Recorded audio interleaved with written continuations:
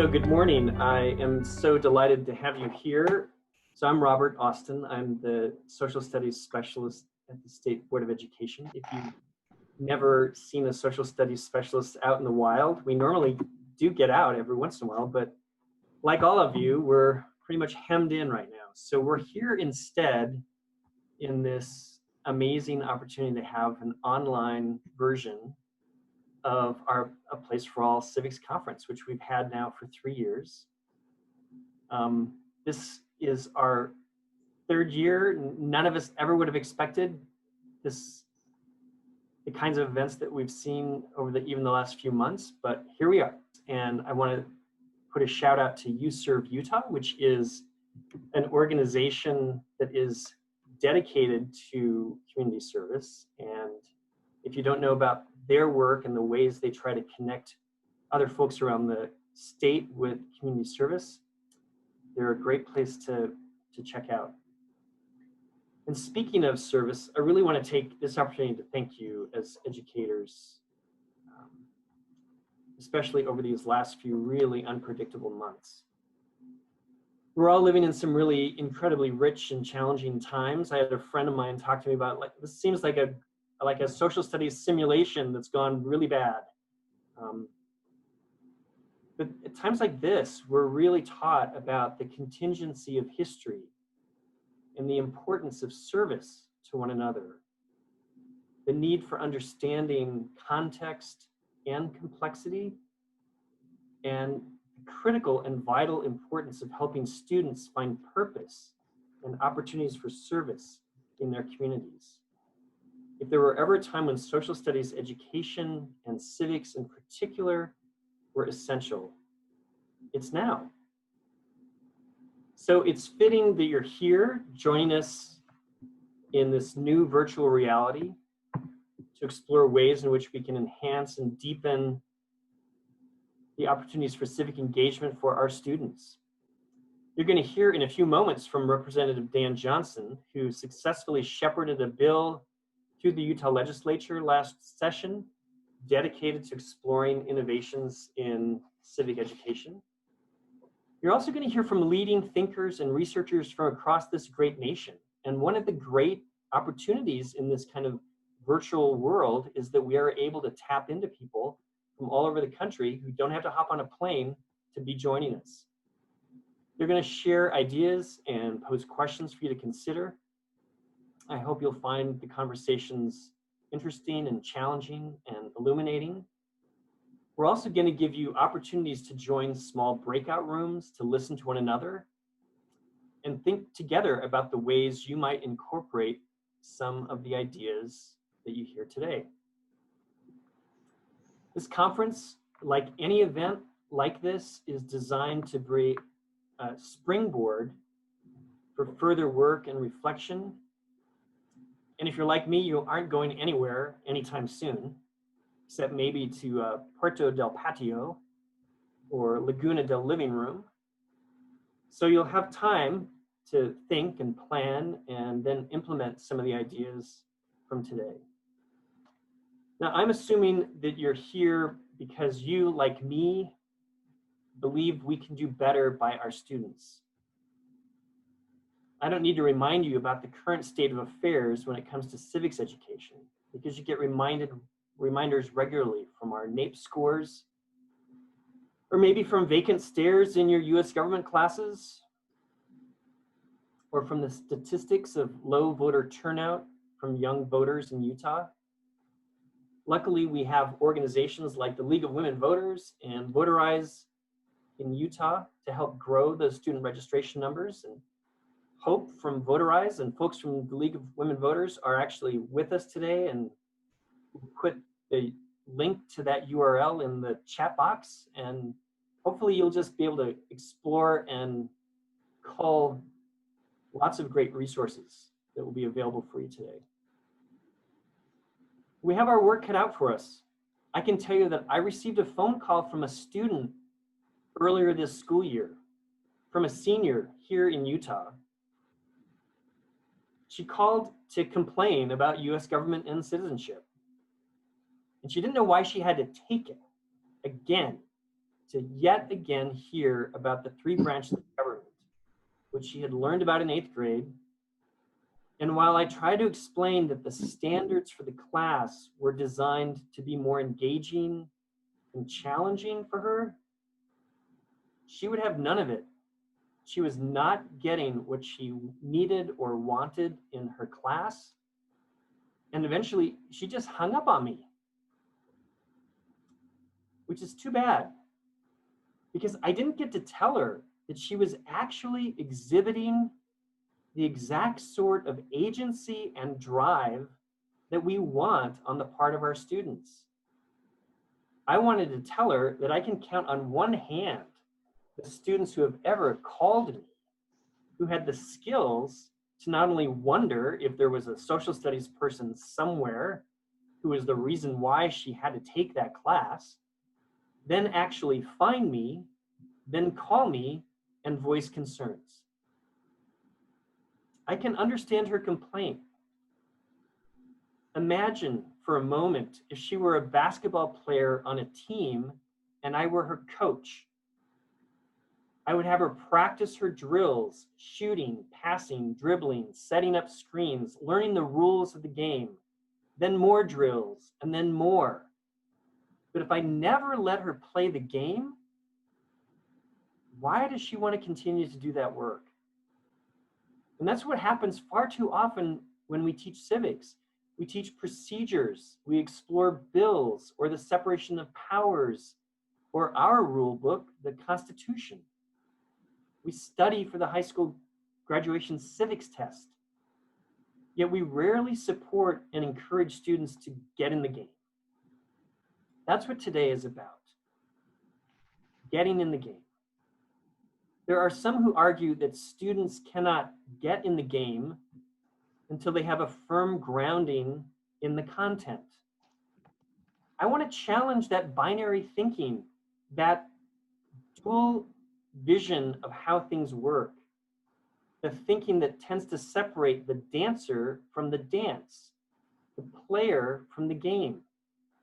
It doesn't have to be one or the other in terms of civics education. Of course, we need students to understand the rich history of the rule of law in this nation. We need them to know and understand founding principles of liberty and justice and freedom, and concepts like federalism and their rights and their responsibilities. They need to understand about an independent judiciary, the idea of representative government at multiple scales, and even the history of protest in this country, whether it's a Tea Party in Boston Harbor, or Women's Suffrage March in DC, or a Black Lives Matter protest in Minneapolis, or downtown Salt Lake City. But we also need students to apply this learning, to get in the game of civic life, to engage in service, to find opportunities for their own personal agency, to explore issues of their own choosing, to engage in civil dialogue about the hard issues of the day, to struggle with the critical thinking and reflection on their learning that is not only the hallmark of a quality education, but a requirement for all of us if we are to, in Benjamin Franklin's words, keep this republic. So today, please listen and learn, think about your own teaching and your own hopes for your students, and whether there are some ideas that might take root in your own work. You're also going to meet some inspiring students as part of today. They are doing amazing work. This is our Senate Youth students who got all ready for Washington Week that then had to be canceled because of COVID. But you'll see on the right in that photograph, those students are writing essays because we want content, we want good hard work as well, but we also want kids doing.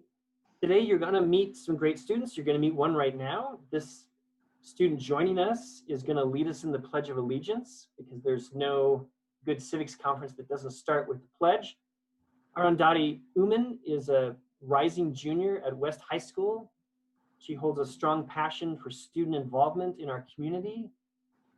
Judi serves as the youth liaison for the Salt Lake City Mayor's Office and has been elected as the next student board member for the Salt Lake City School District. So there's one idea right there in terms of encouraging student engagement at a scale in terms of serving as a student on a school board. She also currently sits as the youngest board member for the League of Women Voters. So Judi, no civics conference can kick off without the pledge. Will you please lead us?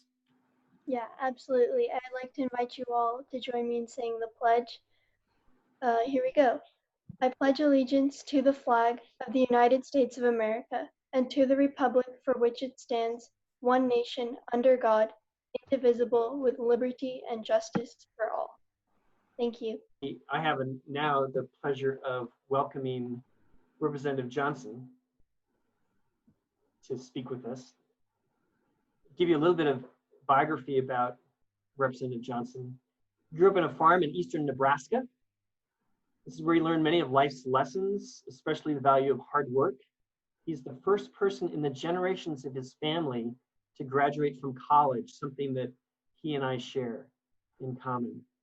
And I think he's absolutely clear, crystal clear on the vital role that education can play in the future lives of kids, and of being able to see all the doors that open up once they've got a great education.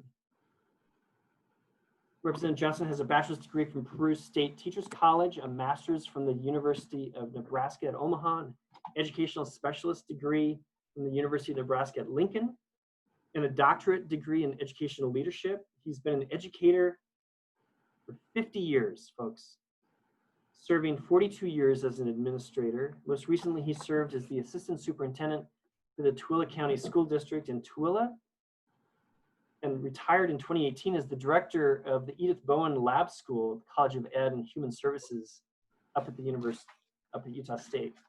He's been a real champion of educators, and he is elected to serve in House District 4, and we're delighted to have him here to talk about his vision and some of the work he's done. So Representative Johnson, welcome. So glad to have you.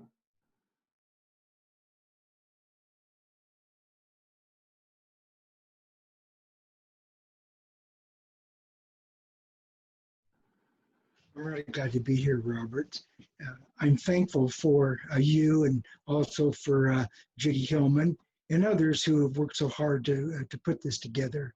I want to thank the teachers too. And my gosh, what a heroic effort that's gone on here lately. And I think it's just great. I think most people who know me understand that my feeling is there's nothing more important in the life of a child than a caring adult. And often it's a teacher that fills that role. And I'm very thankful for all that teachers do in making a difference in the lives of children. This Experiential Civics conference that you're going to participate in today has a remarkable agenda, but it's really about something that's really important. And I'm going to share some experiences that I've had in my life that have caused me to believe so much in experiential participatory learning, and why it matters to me, and why I've integrated that so much in my work as I led schools and worked at the university to teach teachers about teaching and learning and working with children. As Robert mentioned, I grew up on a farm in eastern Nebraska. And, it's a really interesting experience. Mom died when I was 3. Dad died when I just turned 16. He never remarried. So I lived on a farm where I had to figure out how to take care of myself. I was youngest in my family. So by the time my father died, I was alone. If that would have happened in today's world, I would have probably been a ward of the state. But the fact is that I wasn't. And so I ended up in a situation where I kind of had to figure out how to do it myself. But by the time I was that age, I had learned things that I needed to learn in order to take care of myself. And this is what's really interesting about it. So as we think about what I had happen to me, it was the difference between firsthand experiences and secondhand experiences. When I went to school was easy for me. And here's why. I had learned a lot about crop science. I learned about animal husbandry. I learned about gardening. I can still today, I can butcher a hog, I can make bacon, I can make a ham, I can render lard.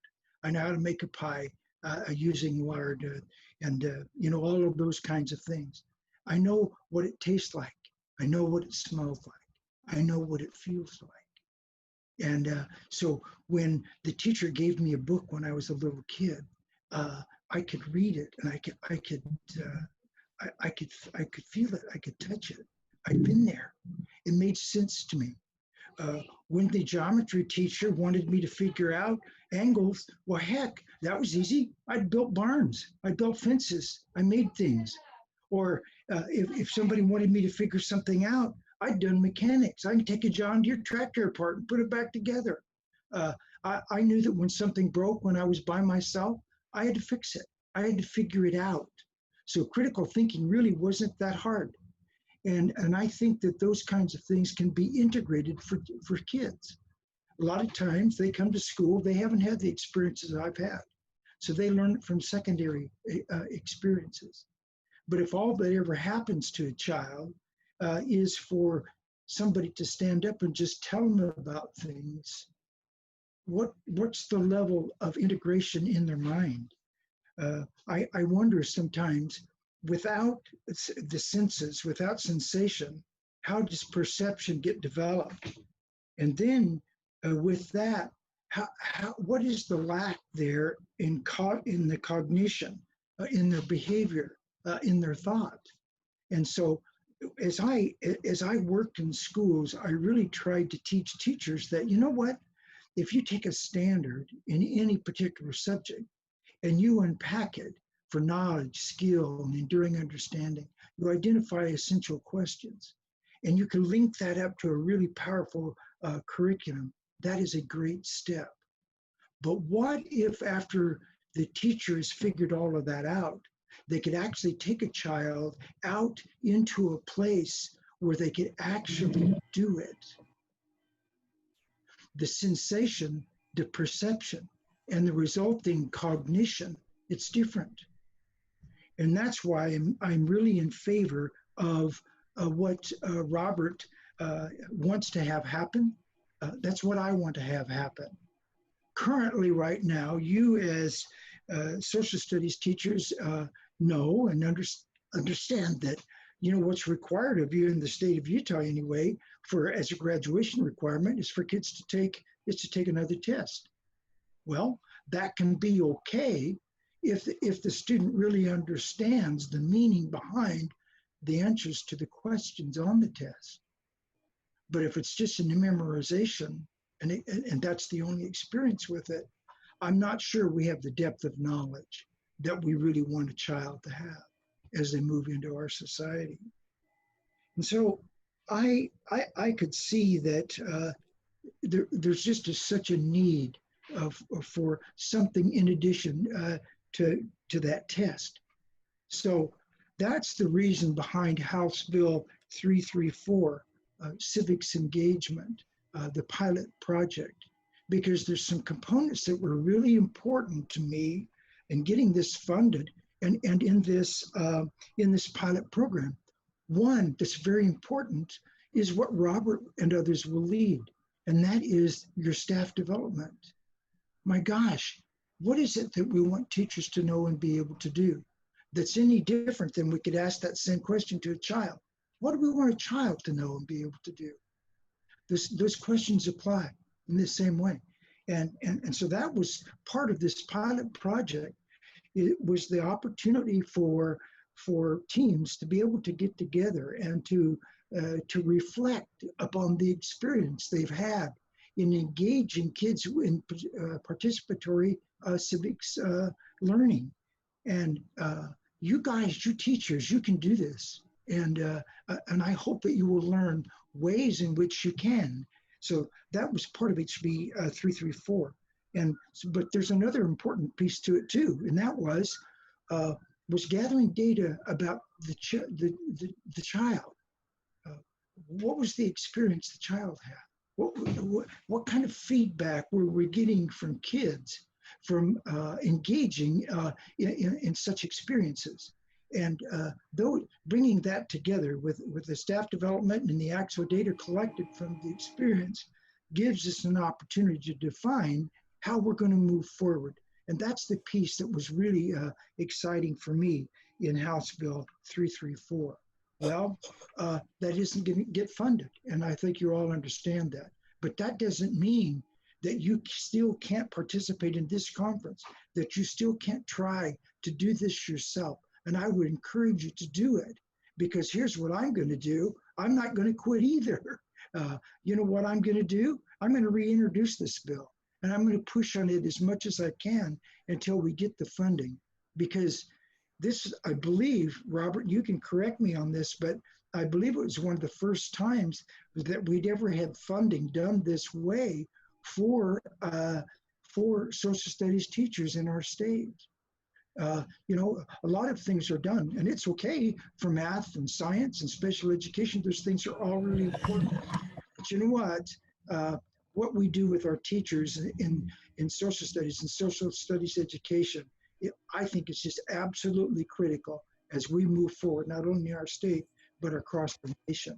And I'm hoping that what we can do through the House bill as we move forward will give us an opportunity to be a model for these districts that implement it, then a model for that for the rest of our state, and not only then in our state, but in our region and across our nation. So I think the future is really, really bright, and it'll get brighter because we have teachers who are committed to this kind of teaching and learning, and will actively engage in such things. So I'm so happy to see our leaders in our state, such as Robert Austin, taking the lead on this and doing this kind of work. And I wish you well as you continue to decide how we're going to move forward through this pandemic, but more importantly, is to move beyond in the years to come. So good luck to you, and thank you for this opportunity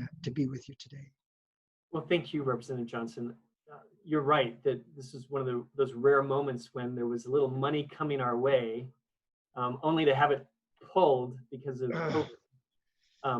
But that, you know, the one thing about Utah teachers is they can do a lot with a little. Yep.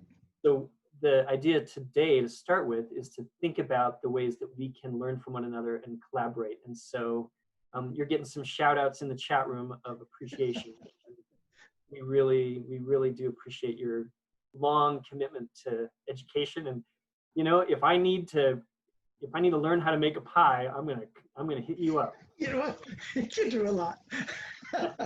Thank you so much. You're Great. Awesome. Thank you. Enjoy your time with your family in Texas. It's my honor to introduce one of the big leaders in the field, actually. Dr. Joseph Kahne is the Ted and Joe Dutton Presidential Professor for Education, Policy, and Politics, and Director of Civic Engagement Research Group at UC Riverside. And you know, one of the advantages of having Zoom and being socially distanced is that it's easier to bring out someone who is this distinguished and such a leader in the field. And Dr. Kahne is going to work with us to try to answer a fundamental question: what kind of citizen do we want our students to become? And what are some of the barriers to that critical goal? So without further ado, I present to you Dr. Joseph Kahne. Oh, well, thank you so much, Judi. And I just want to thank everybody for the opportunity to join you all here this morning for this conversation. I'm so impressed by the level of engagement in your state for these important questions, and I'm really happy to have the chance to share some of my thoughts related to all of this. I'll start with the way I start my course in democracy and education, which is, and I'm going to put up, I'll do a screen share in my PowerPoint. Well, actually, I'll tell the story first.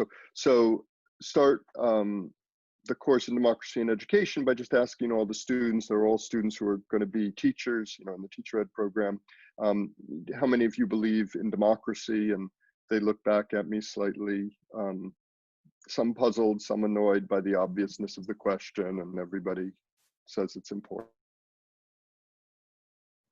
Is this working? Yes. So the title of what I'm going to share is very simply, if you don't know where you're going, it's very hard to get there. And I'll say that similarly, if you can't get on the internet, it's very hard to talk to people in today's world. So, but the idea, both for this brief talk and for much of, I think, the meeting here today, is that we're hoping, of course, and you all are hoping, to strengthen the opportunities for civic learning, civic participation in your schools and districts.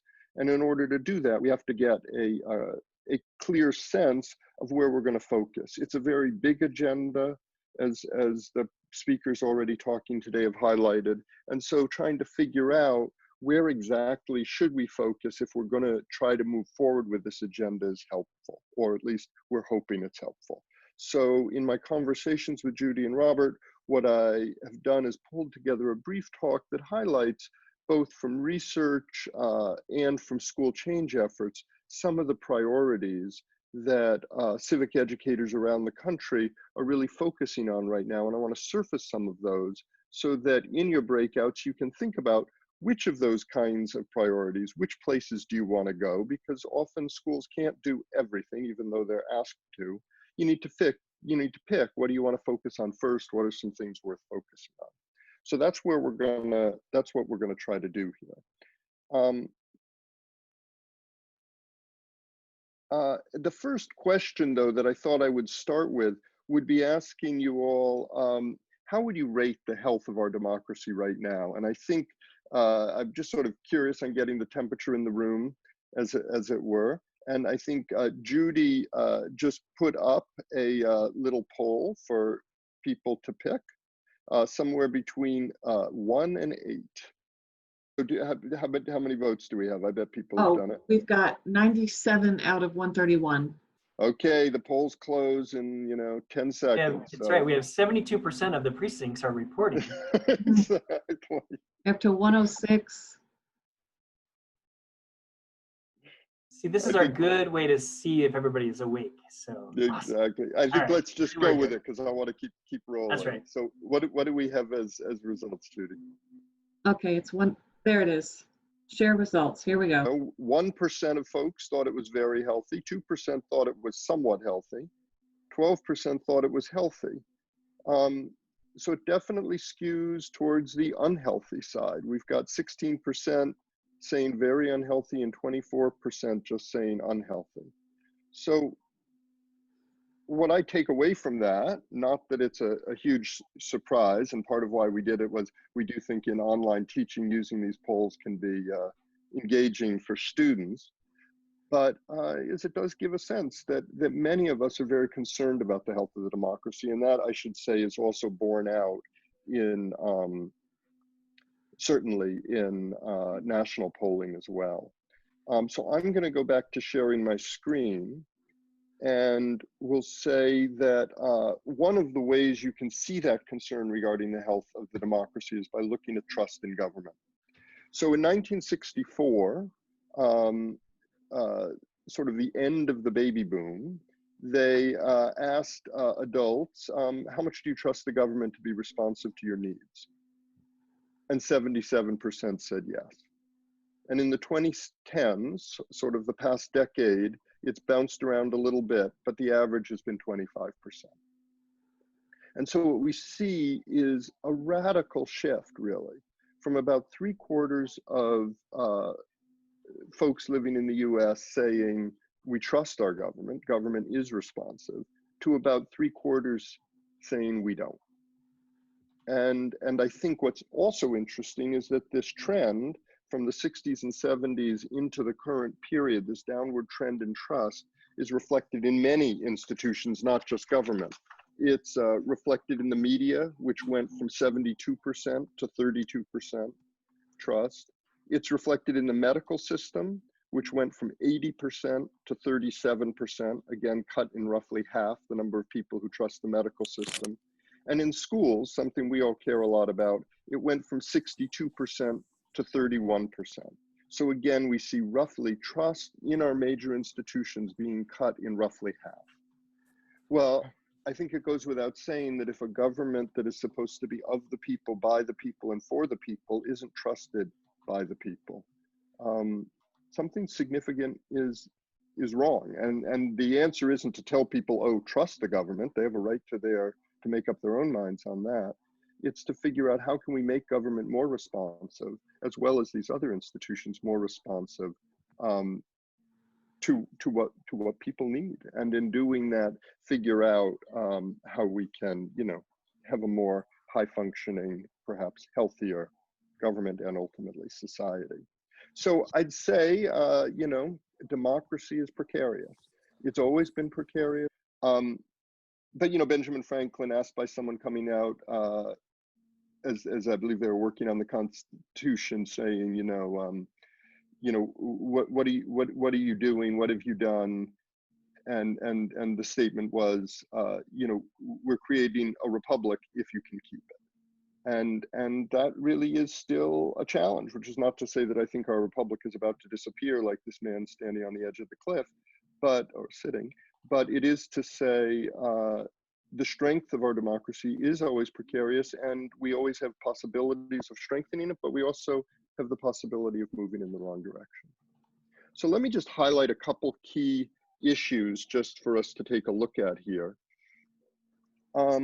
This is a survey that we did of all high school principals in the country. I mean, it's a representative survey. We didn't reach every single high school principal, but a representative survey of high school principals across the country. And we asked whether or not students in their school have made derogatory remarks about immigrants. Not criticized immigration policy, but literally made derogatory remarks about immigrants. And what we saw was that this goes on pretty much in every school, or at least in every kind of school. But if we take a look, for example, at the demographics of the school, it's most common in schools that were predominantly white, 68%. And what struck us here was that if we also asked principals, these same principals, did you communicate specifically about the need to promote tolerance and respect for immigrant youth? And there, what we see is it was dramatically less likely in predominantly white schools. So this, I think, highlights for us a bunch of issues that I think we as a country are wrestling with right now. And so that's why I thought I would start with this slide.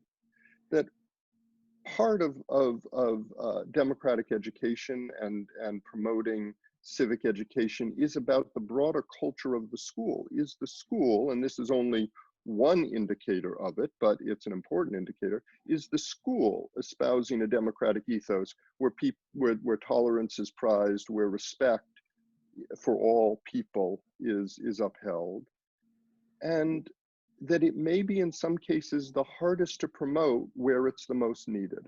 So it was the most needed, according to these same principles, in predominantly white schools, and those same principles were the least likely to say that they talked about the need to promote it. I think this speaks to a much broader issue, and obviously, I'm sure many of you are thinking about what are the ways as we return to school in the fall, we can address and think about and help our students wrestle with and understand some of the fundamentally important issues regarding race and racism and respect and tolerance that are being surfaced right now. Another big issue I think people are thinking about, and I'm just going to sort of move quickly through a bunch of these because I know our time is limited, is how we think about partisanship.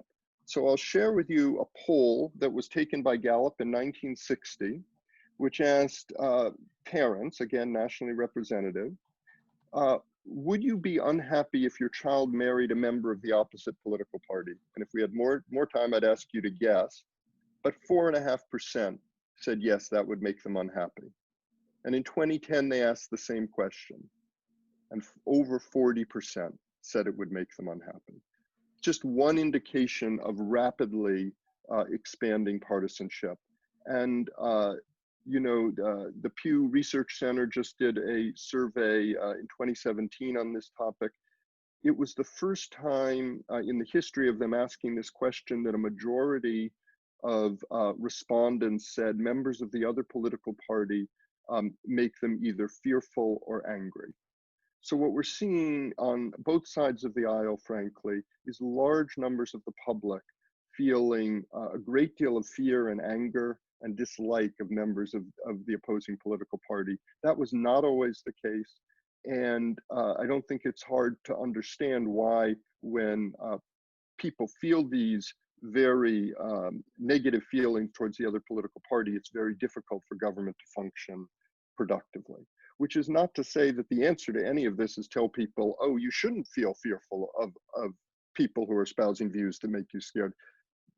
People, again, have a right to their own opinions.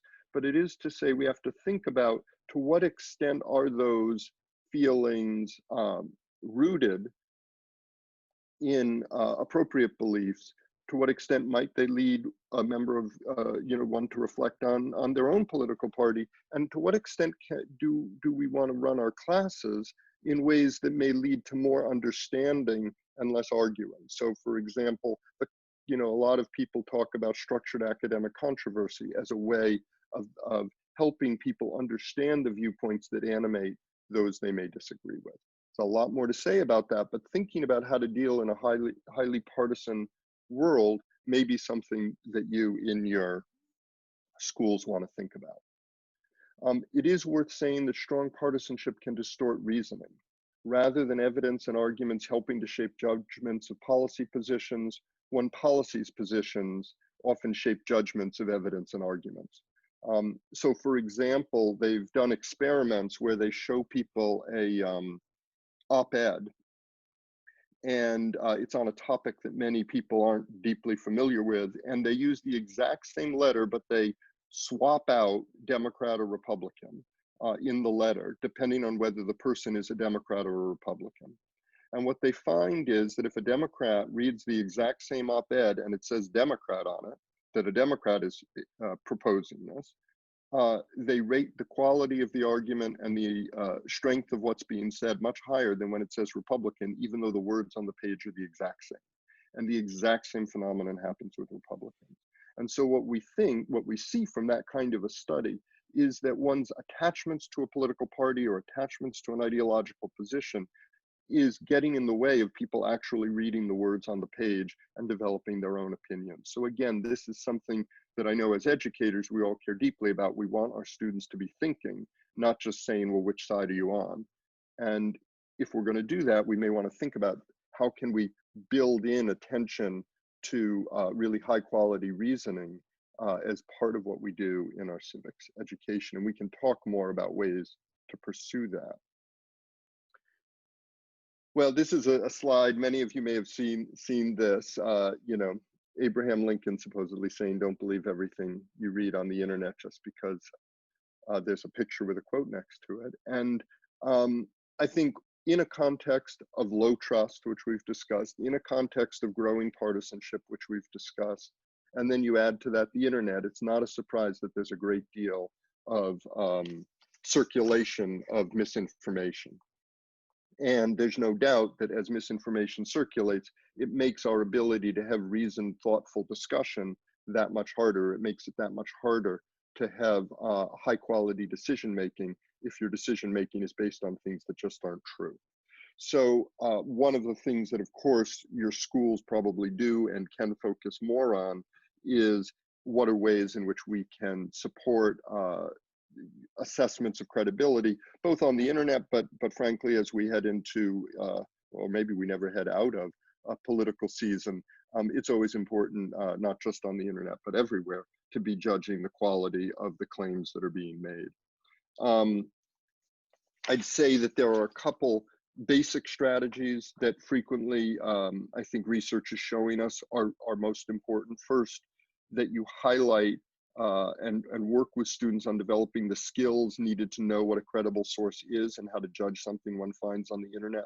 So for example, as the folks at the Stanford History Education Group have highlighted, there's a huge need to teach students to go outside the website where the claim is being made to assess the website where the claim is being made. If you stay on the website, it's often very hard. I mean, people can spend money figuring out how to make their website look credible. You have to go outside it often to judge what's being said. And that would be the same with politicians who say something. You need to go to you need to know where the better sources are to assess what they're saying. Also, it's key to help students develop a kind of meta-consciousness of their biases and the patterns that influence their preferences. So if you can highlight for students the ways in which we all do have these biases, and we're all more likely to say, you know, if we're a Democrat and we see a Democrat saying something, oh, that's probably right, or vice versa with a Republican. If you make people conscious of those biases, evidence shows that they become better able to be critically engaged with information.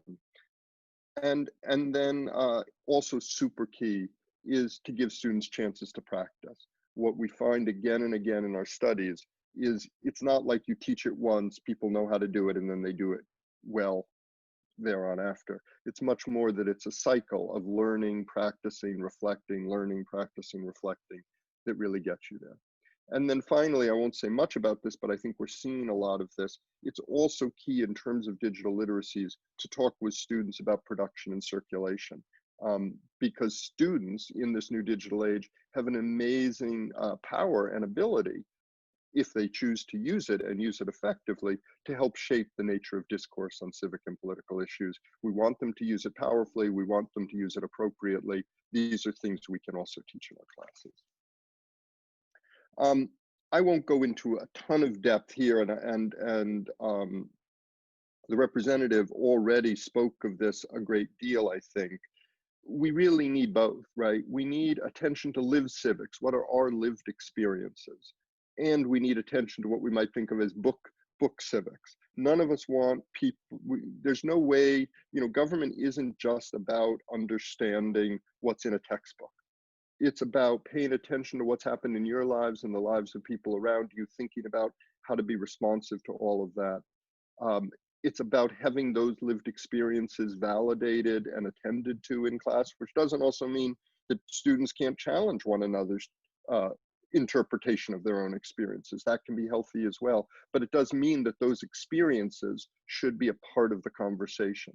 But we don't only want them a part of the conversation. We want those experiences and those possibilities talked about at the same time that we're learning about, well, suppose you wanted to do something about that. What are the mechanisms through the government or through other institutions that might enable you to pursue your goals? So we need to integrate attention to our lived experiences with attention to what we think of as the traditional content of civic education.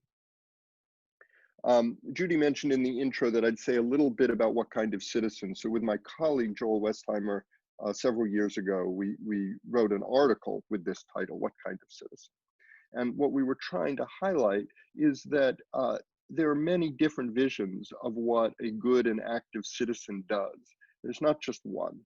And in fact, individuals play different roles as individuals. It's not like you have to choose. You can only be personally responsible or only participatory or only justice oriented. But we found these categories very helpful as people think about what kind of citizenship roles do they want to play.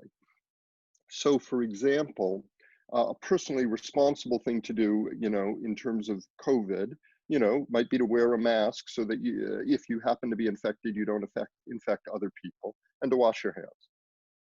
That's very different than people who are participating in a variety of ways, right? We know folks who volunteered to create masks for healthcare workers in the midst of, you know, the first onslaught of this crisis. There are lots of ways people can help other people and participate in making our society better. And then there's also a justice orientation and thinking structurally, well, what are the root causes of these issues? And if we look, for example, as I think many people are aware, that there's wide inequality with respect to who is dying of COVID. And this data that's here on the screen is from Louisiana.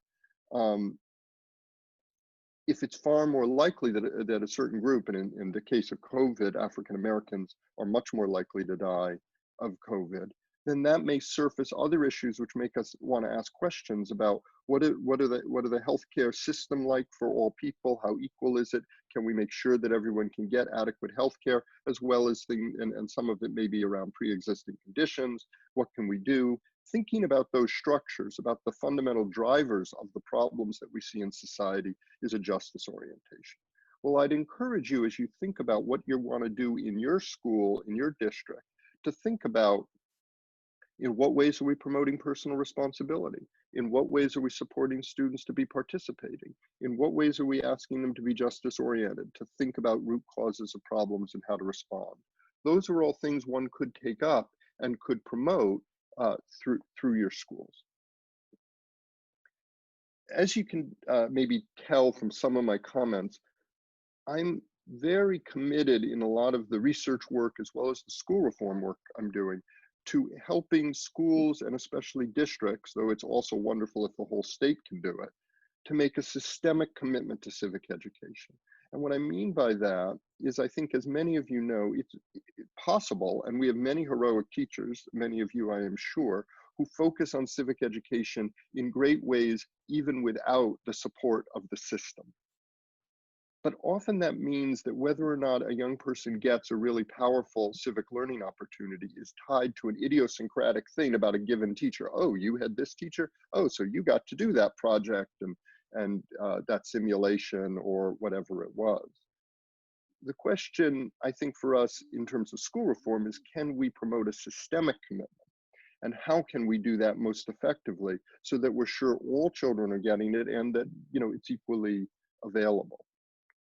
One thing we do in a program that we call LEAD, or Leveraging Equity and Access to Democratic Education, is work with districts on developing district-wide plans for promoting a systemic commitment to civic education. And those plans both involve professional development, to be sure, curricular work, talking across grade levels, talking across disciplines, and they also include surveys that we give out that allow us to assess what are the degree to which all kids from all demographic groups, all academic, you know, tracks are getting the experiences that we want all kids to have, because of course everybody is a citizen. What might your school or your district want to focus on as you try to develop that kind of a systemic commitment to civic education? What do you think is most important? Rooms are open. Can I ask really quickly before we head back to Dr. Kahn? Anybody, raise your hand if you've never gone to a breakout room like that before. Okay, good. So I appreciate that. It's always good to see new skills. So those are some of the possibilities available.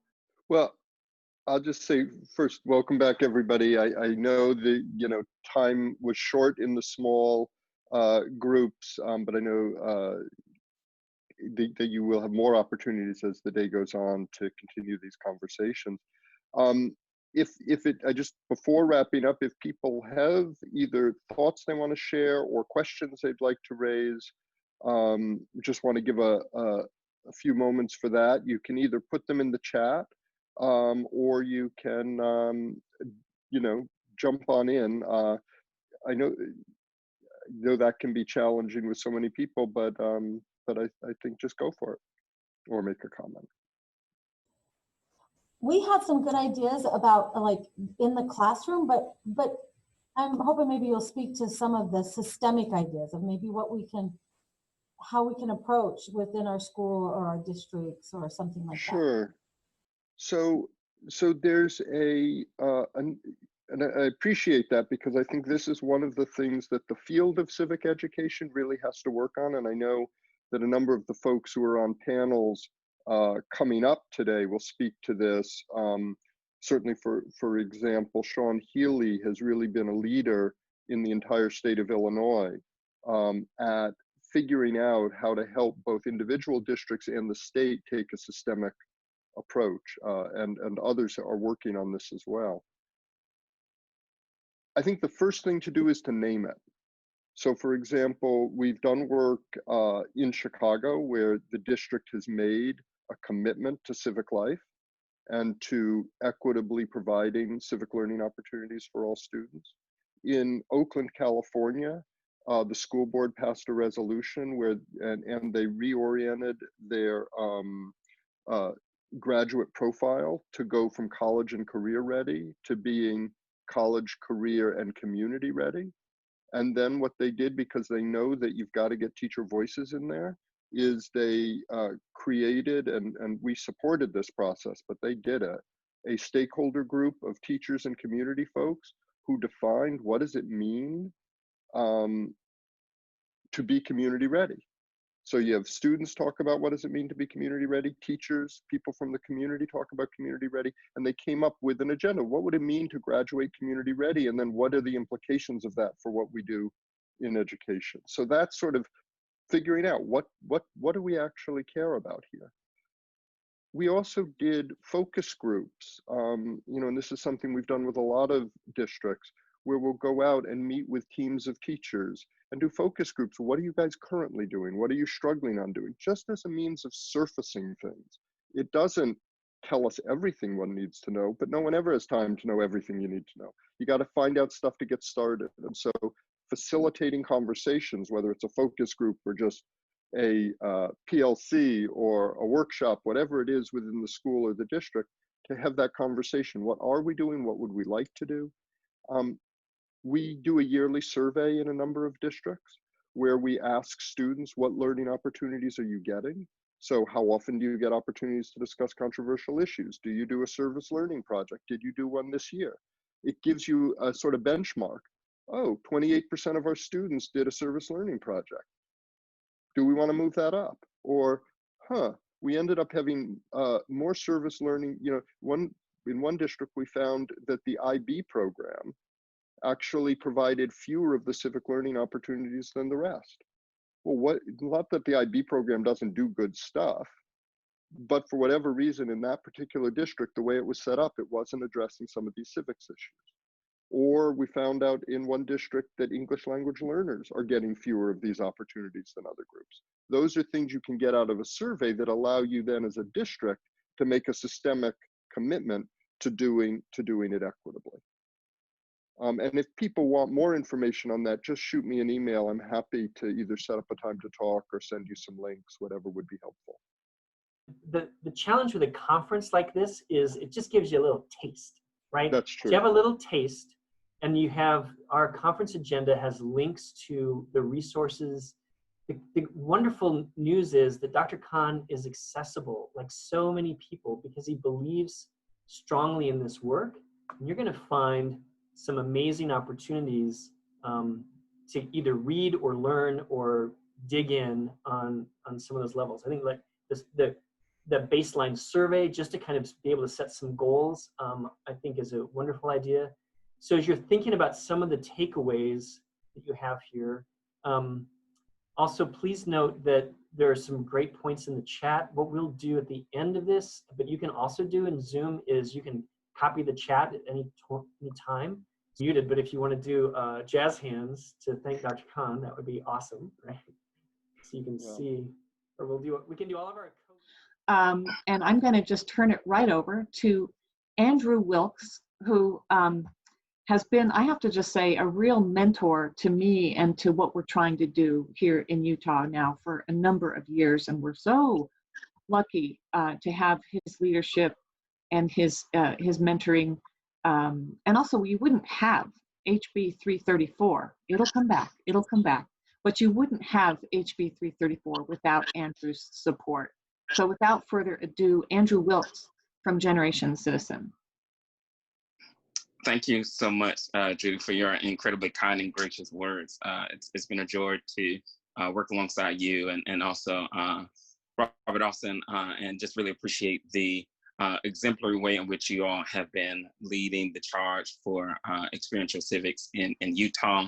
And I know the conference, A Place for All, has already been great so far. A wonderful pleasure. And we really want to have an interactive conversation with not only the panelists, but ultimately with all of you that have joined onto these wonderful small boxes of Zoom to have large conversations about civics and character education in Utah, and how we can collaboratively push the ball forward.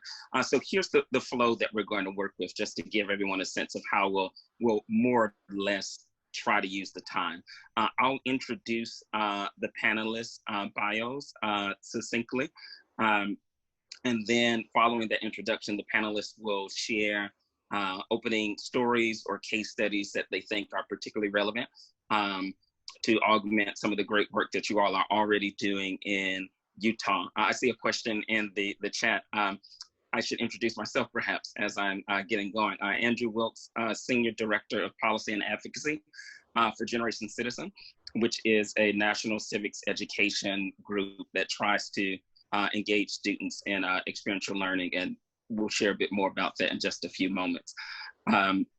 So I'll introduce the panelists. I'll let them then share opening stories and case studies. Then we'll move through a few questions that I'll direct to various groupings of the panelists. And then we want to hear from you all in particular. We want to make sure that this is an opportunity for you to comment. I'd say via chat in particular. I think that's what we're doing, Robert and Judi, to capture participation and inquiry that folks may have. So without further ado, I'll introduce our august, esteemed group of panelists that we have. So first, I'll introduce my colleague, Megan Brandon, who I have the pleasure of working with at Generation Citizen. She's been with the group for a couple of years. She brings wonderful expertise as a social studies teacher and has been working pretty closely with a number of folks on the ground in Salt Lake City to help stand up collaborative action civics programming there. And so I can't wait for you to hear some of the great work that she is doing alongside Jenny Nicholas, who has taught social studies in Salt Lake City for over 19 years. She also, as I alluded to earlier, has worked pretty closely with Megan, teaching action civics through government classes. I see Desi Olsen in the chat. They've been a phenomenal partner as well in Salt Lake City. And so Megan and Jenny will speak particularly to what experiential civics has looked like from a Utah perspective. I'm going to skip over to the Midwest part of the country. We're pleased to have Sean Healy with us, who comes to us with a couple of hats. He is the co-chair of the Civics Now State Policy Task Force, and he also serves as the McCormick Foundation's principal lead on civics education and engagement. He chairs the Illinois Civic Mission Coalition. So he brings a wealth of experience from a policy perspective, from an evaluation perspective, and I'll let him speak momentarily to some of the great work that we've seen in Illinois, which is really one of the model states for civics education in the country. Then also excited, forgive me for moving in haste. The picture in Utah would not be fully complete if I didn't highlight and celebrate the great work of Brittany Powell, who's been working for 15 years in the Salt Lake City School District. She spent much of her career teaching service learning at the Salt Lake Center for Science Education in particular. She also brings a unique vantage point of being a school administrator and engaging folks, not only in civics, but also making sure that we can understand how civics and social service learning cuts across the curriculum. So she has done that in math as another subject that has been really crucial and important. And then want to make sure that we're also introducing a great colleague and civic leader from Massachusetts. We're going there next. And Jess Lander, who wears many hats, teacher, writer, journalist. Some of her bio, I believe, is on A Place for All. So it's too extensive for me to go over all of it. So let me just summarize by saying she has written beautifully about civics in the Boston Globe, has been recognized for her teaching in multiple venues for how interactively and expertly she engages students in action civics and other modes of talking about civics and character engagement in many ways. And then also glad to have a student perspective in Carla, who will speak to her experiences in Massachusetts and the incredible leadership that she has done there. And so without further ado, and I believe we also have, I see also as a co-host, Arundhati Omen, who led us in the Pledge of Allegiance. There may be an opportunity perhaps for you to get engaged here as well. So to kick things off, want to turn first to Sean, if you can give us some dispatches from Illinois and talk about a story or a case study of what experiential civics has looked like in your state. Sure. So good morning, Utah, and thank you for the kind introduction, Andrew. It's a pleasure to work with you, and what you didn't mention is the real leadership that you are exercising with respect to equity in civics. I think we were working on this last year, started working on this last year, but I've really come to know Andrew through that effort and admire the important work. And this is a civics moment more than ever, right? So thank you, Andrew, for that. So I'm going to just speak really briefly about the work we've done in Illinois over 2 decades. So it's a case study in that respect. The civic learning movement, which I've been privileged to be part of my whole career, I did, like many of you, I started my career as a high school civics teacher, been at the McCormick Foundation for the last 15. And we've been part of a state effort, as Andrew referenced, called the Illinois Civic Mission Coalition, which was created in 2004 to implement the recommendations of a seminal report called the Civic Mission of Schools Report. Came out in 2003. In that report, there were set forth some what they call promising approaches to civic learning that get to experiential learning, the topic of today's conversation, but wed it with direct instruction. So there's direct instruction, talking about current and controversial issues, service learning, simulations of democratic processes, extracurricular opportunities to practice civics, and then student voice, particularly in the governance of a school. So our coalition determined that the best way to implement those practices wasn't just in a singular course. At the time, Illinois didn't require civics, but was through a school-wide approach. And I still believe that deep down in my heart. The best way to do this is school-wide. So we created a model called democracy schools, which has since been replicated in a number of states, but a model that works with schools. It's really a civic-oriented school improvement process that works with schools to identify the quality and quantity of civic learning opportunities, the organizational culture that undergirds them, and then measures of students' perspective and civic engagement. And then increasingly, we've started to look at that data through a racial equity angle. So we disaggregate our results by students' race and ethnicity, and really work with schools to address issues of equity and overall to strengthen their commitments to civic learning. That model created really a grassroots movement, and I would say not necessarily intentionally by default in our state, because now we have democracy schools. These are high schools all over our state. We have 74 of them, which represents more than 10% of the public high schools in our state. And through that, we galvanized around a policy agenda. Andrew mentioned that I had the privilege of leading a state task force in Illinois, made a series of policy recommendations, and then really for the last 6 years have been in a kind of virtuous cycle of policy advocacy and policy implementation. And you're going to hear after this panel from my talented colleague, Mary Ellen Daneels, who has been our lead in our state on implementing civics. First at the high school level, we got a state law passed in 2015 requiring civics for the first time in our state, embedding those now we call proven civic learning practices. And then just last year, we're successful in getting a parallel middle school requirement that lo and behold takes effect this coming fall. We also, this is kind of dizzying, but work simultaneously with our State Board of Education to write new state social studies standards. Mary Ellen was actually our lead on high school civics.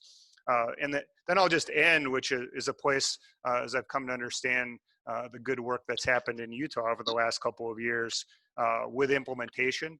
Really is everything. Policy is a great way to drive equity and to drive best practice. We've given the finances of our state, and I know now every state's in a similar situation, Illinois, public money to support this wasn't in the cards.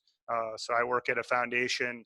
We were able to work with other foundations and corporate funders to raise the resources to support implementation in Illinois. My foundation has led those efforts, but the dollars have come from a lot of different places. We've done that in partnership with regional offices of education, with our state Department of Education, with teachers on the ground. So it's really been a train the trainer model and intensive focus on sustained opportunities for teacher professional development. And we've done that all over our state. I'll end with a comment about the current moment, but I was asked to speak about successes. We've measured success, one, in the fidelity by which teachers, schools, and districts have implemented our new policies. Two, the impact that our teacher professional development has had on teacher capacity, particularly efficacy, to implement these proven practices. And then finally, the impact that this class has had on students, particularly on measures of current and prospective civic engagement. So intent to vote, volunteering in the community, and then even measures like, hey, I'm interested in state and local issues.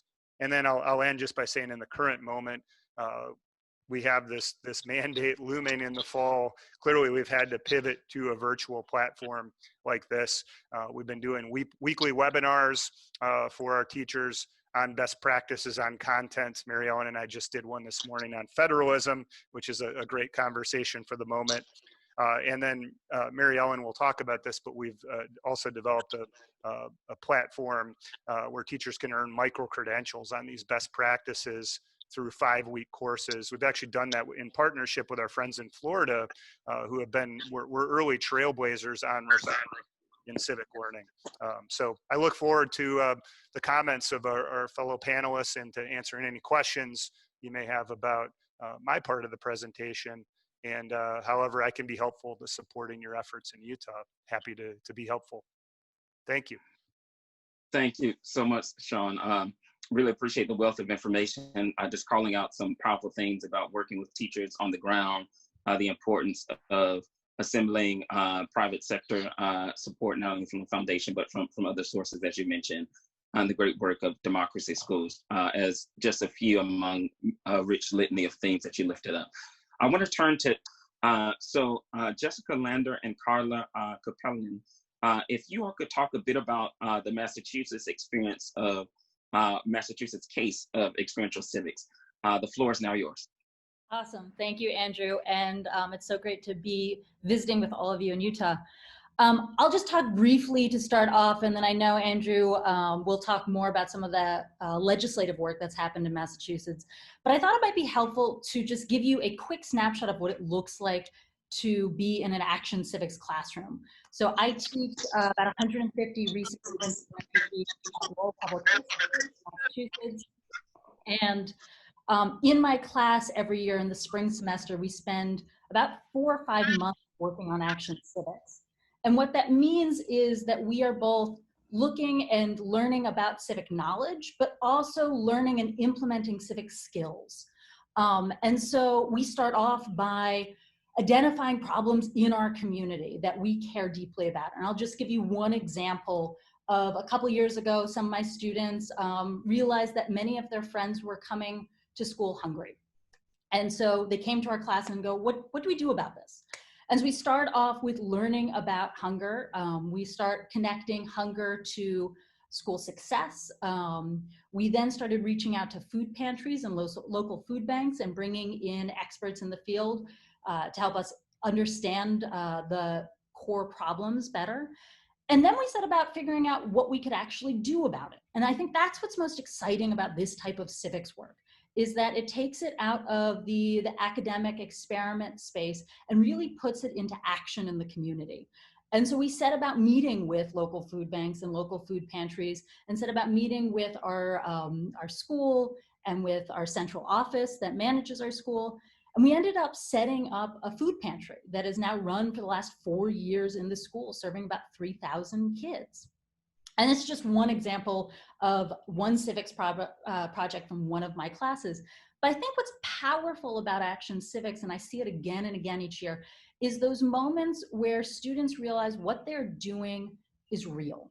And you see it in the small moments, like when we're writing an email to the mayor and a student will look at me and be like, well, but we're not actually writing this. I mean, we're not sending it. This is not a real email.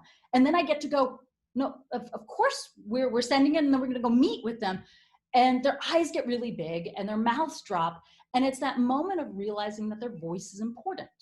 And then when they actually go about enacting real change, like these students who created the food pantry, who then come back years later and see the food pantry still working, it's a powerful lesson that I don't know any other way of teaching other than to do it, to show that my students can create real change and can be actively and civically engaged.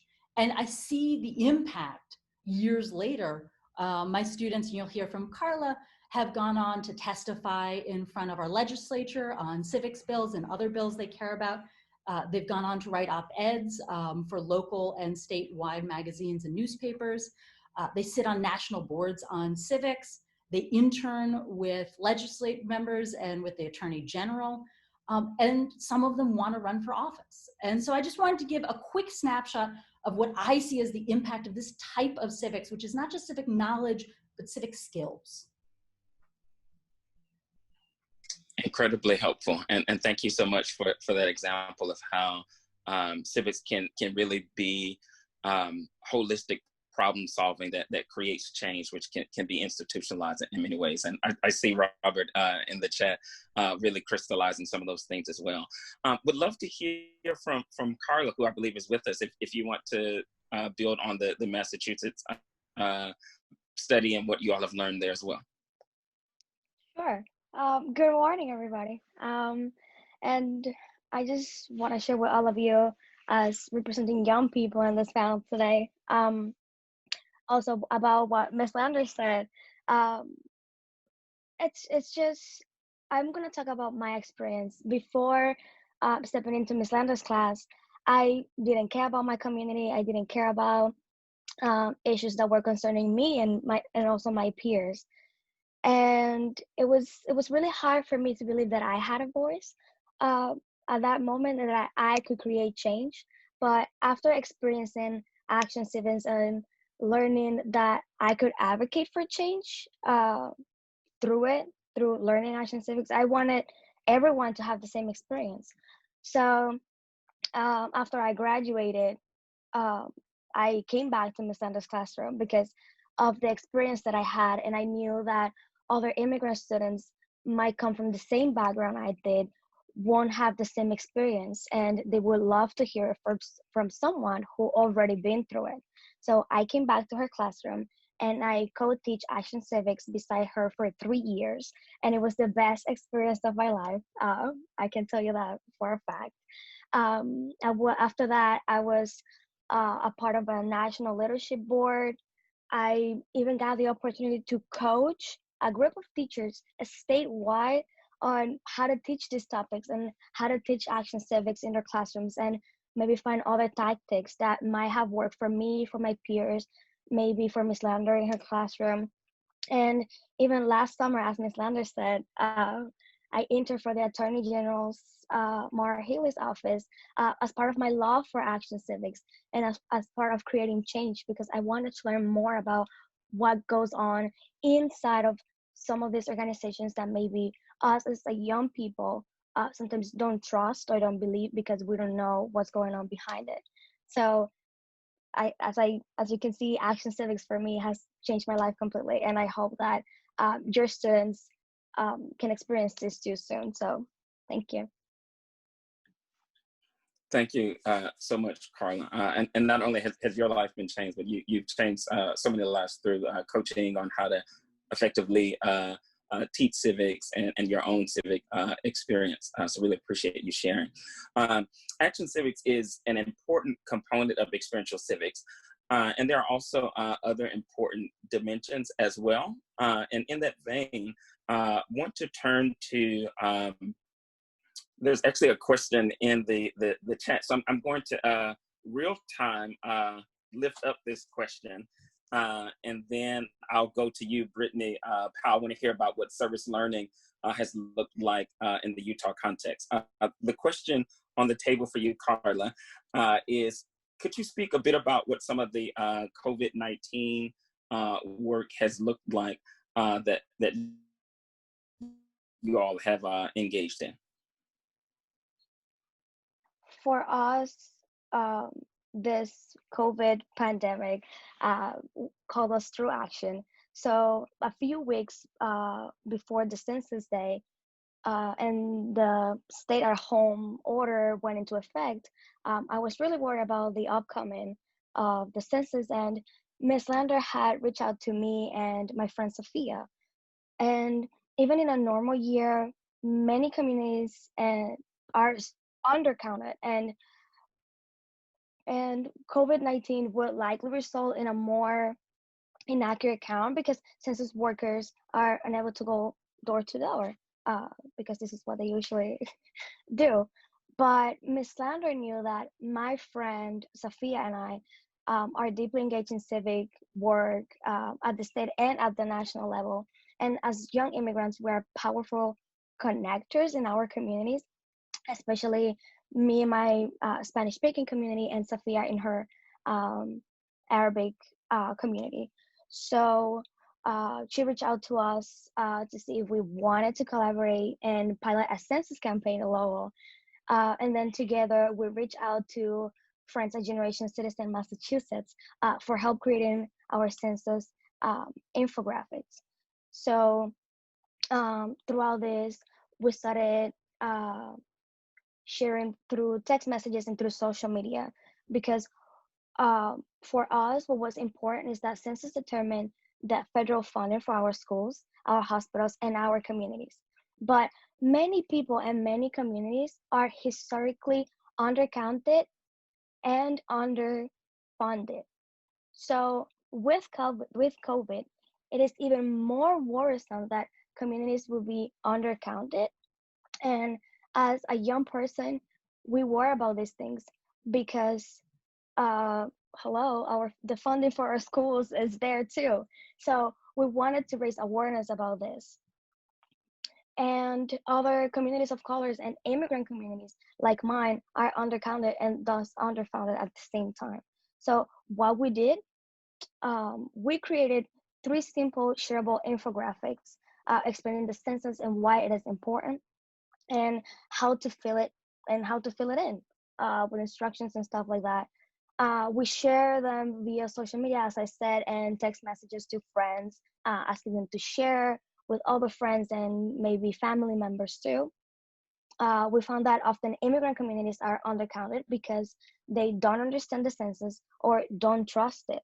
So I found that in my community of Dominicans, many don't trust the census because back in our country, this census is mostly altered or corrupted. So imagine coming to a new country where this is so crucial and important. From my friend, I heard that in her community also, they didn't believe the census mail was real. So this was a really important work for us. And this was also an Action Civics project that we can do virtually in this time of COVID. So again, for us, was really important. That's an incredibly timely and inspiring example of engagement on a time-bound issue, that being the census, in ways that can benefit some of the most impacted communities. So thank you so much for not only engaging in that work, but for articulating it so powerfully. Brittany Powell, want to turn it to you to share a slice of some of the great work that you've been doing in Utah, so that folks can get a sense of what experiential civics looks like from a service learning perspective. Thank you. I have utilized service learning as an academic service learning as a methodology in teaching other content areas. And so it's an integrative method that actually can be used in any content.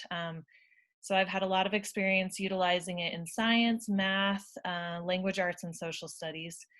And then I've also had the opportunity to teach it in isolation as well as like a specific class or a club. It does work well in that capacity too, but I love it. I love being able to integrate it.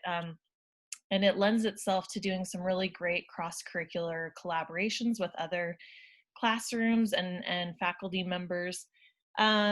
I want to share with you a few of the benefits and some of the pieces of it, and then I'll just share a quick story about a student.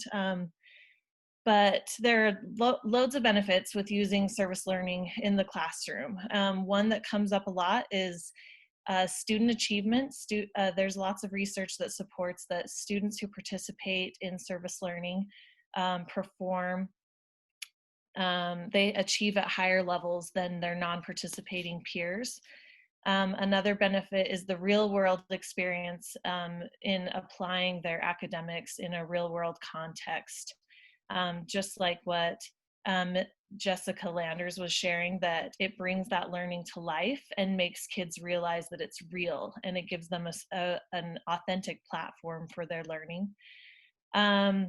But I will share the social growth is this beautiful piece as well, because we all know we have students who don't always shine in that academic setting. But what's really powerful is that taking kids and actually doing projects with them, I feel like shines this light on a whole different level of ability that they have, and it really can give them the opportunity to shine for their peers. In some really remarkable ways. But then for me, probably the biggest benefit and the reason I utilize service learning is the increased empathy, awareness, and compassion that it develops for our students. And these are such critical pieces that I think, you know, as we become more and more digital citizens, it can be easy to let those go to the wayside, but they don't need to. And for me, service learning is where kids actually are able to have those real connections with other human beings that definitely tap into the empathy builders. In service learning, I think a lot of times people hear, ooh, it's service, so you have to be like doing something directly with someone else. But what I love about service learning is there's actually layers to the service work. And while direct service is one form of service learning and a very powerful one, I've found that with older students, the other pieces of service learning are equally powerful. So there is direct service learning where you're actually working directly with another population or another group of people to have an impact. But then there's indirect service where maybe your group of students does something that like cleans up a park or something like that, and it indirectly benefits someone that they don't have maybe direct contact with. But then some of the most powerful projects I've worked with students on are advocacy projects and community education projects. So advocacy projects are projects in which kids are calling the community to action on something that matters to them. And then community education projects are more like awareness project or developing some kind of community guide, like for the Jordan River or something like that. And I feel like those are really, really rich opportunities for students to have a powerful voice in their community. I've spent my career in Title I schools, and I will say that initially when I start working with students on these kinds of projects, they are really surprised sometimes to hear that their voice matters and that they can have an impact. And I think the cool thing about it is it's service learning in my classroom has not been me telling them what projects we're going to do, but rather us exploring different local and global issues and then deciding what matters to us to work on together. And then we work to problem solve things together. And so when I originally began this work, I used to we would do one big class project together and we'd work on it throughout the year. Over time though, I found a way to make to increase the opportunities for leadership opportunities for my students. And that was for us to take on many projects and to split the students into committees where they developed plans and then they got feedback. And then we would all carry out the projects together. And that was really powerful because then we got to do a variety of projects. I'll share with you though briefly about one particular student. I have lots of stories and vivid memories and wonderful things that we've done together. But one student, she was in actually one of my first early classes. And she was one of those kids that you knew like had power to do good or evil in your room. Like she just had the power and you didn't quite know why, but she did. And that year, the students had decided that they would like to work with a nearby care center. And that's a lot of times how I look at what opportunities are available is I just go walk around the neighborhood that I teach in and see what's out there. And it just so happened that behind the school, there was a care center. And when I walked in to see if they were interested in working with us, they were really excited to do that. And so my students spent the year working with the residents there, and it was really cool because we did a whole variety of projects, anything from performing readers theaters with our elderly residents, which was super powerful because some of my students learned that their buddies could not read. And so they were helping teach them how to do their part. We planted with them so that we could grow some different vegetables and things like that. To one of my favorites was actually writing biographies on those residents. And that was super powerful. And anytime I went back to that care center in the fall to see if they were interested in reworking with us, one of the older people inevitably would say, "Oh, Mrs. Powell, I still have that book that your students wrote about me." It was really, you could tell that it was very powerful for both my students and the people we were working with. But that student who had all that power, she spent the year working with those elderly residents, and she was great there. That's really where she was able to develop a lot of skills, and I could see her shift in the way that she was like engaging with her peers in the classroom. And then crazily enough, she went on to 6th grade and still came back for an after-school service learning program that I offered. And then even when she moved schools and went on to junior high, she still showed back up at the elementary school. And then I decided to follow her, and I went to her junior high and taught there. And she took every service learning class I offered. And then when she was a junior, I ran out of service learning classes for her. And so she came to me and said, "I'm going to be your intern, and I'm going to help mentor all the 6th graders in doing service learning in the community." And so her and I worked together on that. And then she continued to come back and help with my after school service learning group for years. But as a senior, she applied to get into the U of U's early nurse program, early admittance program. And she was accepted. It was a highly competitive program, but I kind of had connections I knew someone on that panel. So they said to me, "Do you want to know why one of the big things that made her stand out to our committee was we asked her what kind of nurse she wanted to be. And she said she wanted to be a geriatric nurse. And we never get that answer. And we asked her, "Why do you want to be a geriatric nurse?" And she said, "I have worked with elderly residents since I was in 5th grade, and I love those people, and I want to continue to take care of them." And so I think service learning brings student learning to life and helps them develop into good human beings that can have an impact on the local and global communities. That's powerful, Brittany. Thank you so much for sharing not only the impact on local and global communities, but also pointing to the benefits of service learning academically in terms of social growth and all of those things that you mentioned. So here's how we're going to flow. I'm going to ask Megan and Jenny to talk a bit about what Experiential Civics has looked like in Salt Lake City. And so I'll give you the floor shortly. Then have, rather than three, one question to direct to Jessica Lander and Sean Healy on what policy advocacy for Experiential Civics has looked like. And then I'm opening up the floor to you all. So Megan and Jenny, if you all could do a duet of sharing what Experiential Civics has looked like in Salt Lake City. The floor is now yours. Sure. Thank you, Andrew, and thank you to all the phenomenal Utah educators that are on this call. I can make my part really brief and then kind of pass the torch on to Jenny. So I do work with Generation Citizen. I'm the regional program manager, so I'm actually based in Texas. So I support teachers really all across Texas who are using our Action Civics program and curriculum. But I also have the great pleasure of working with teachers across the country through our national remote work. And Salt Lake City is a perfect example. And I apologize, that's my dog barking in the background. And so I have worked with Salt Lake City now going on 2 years.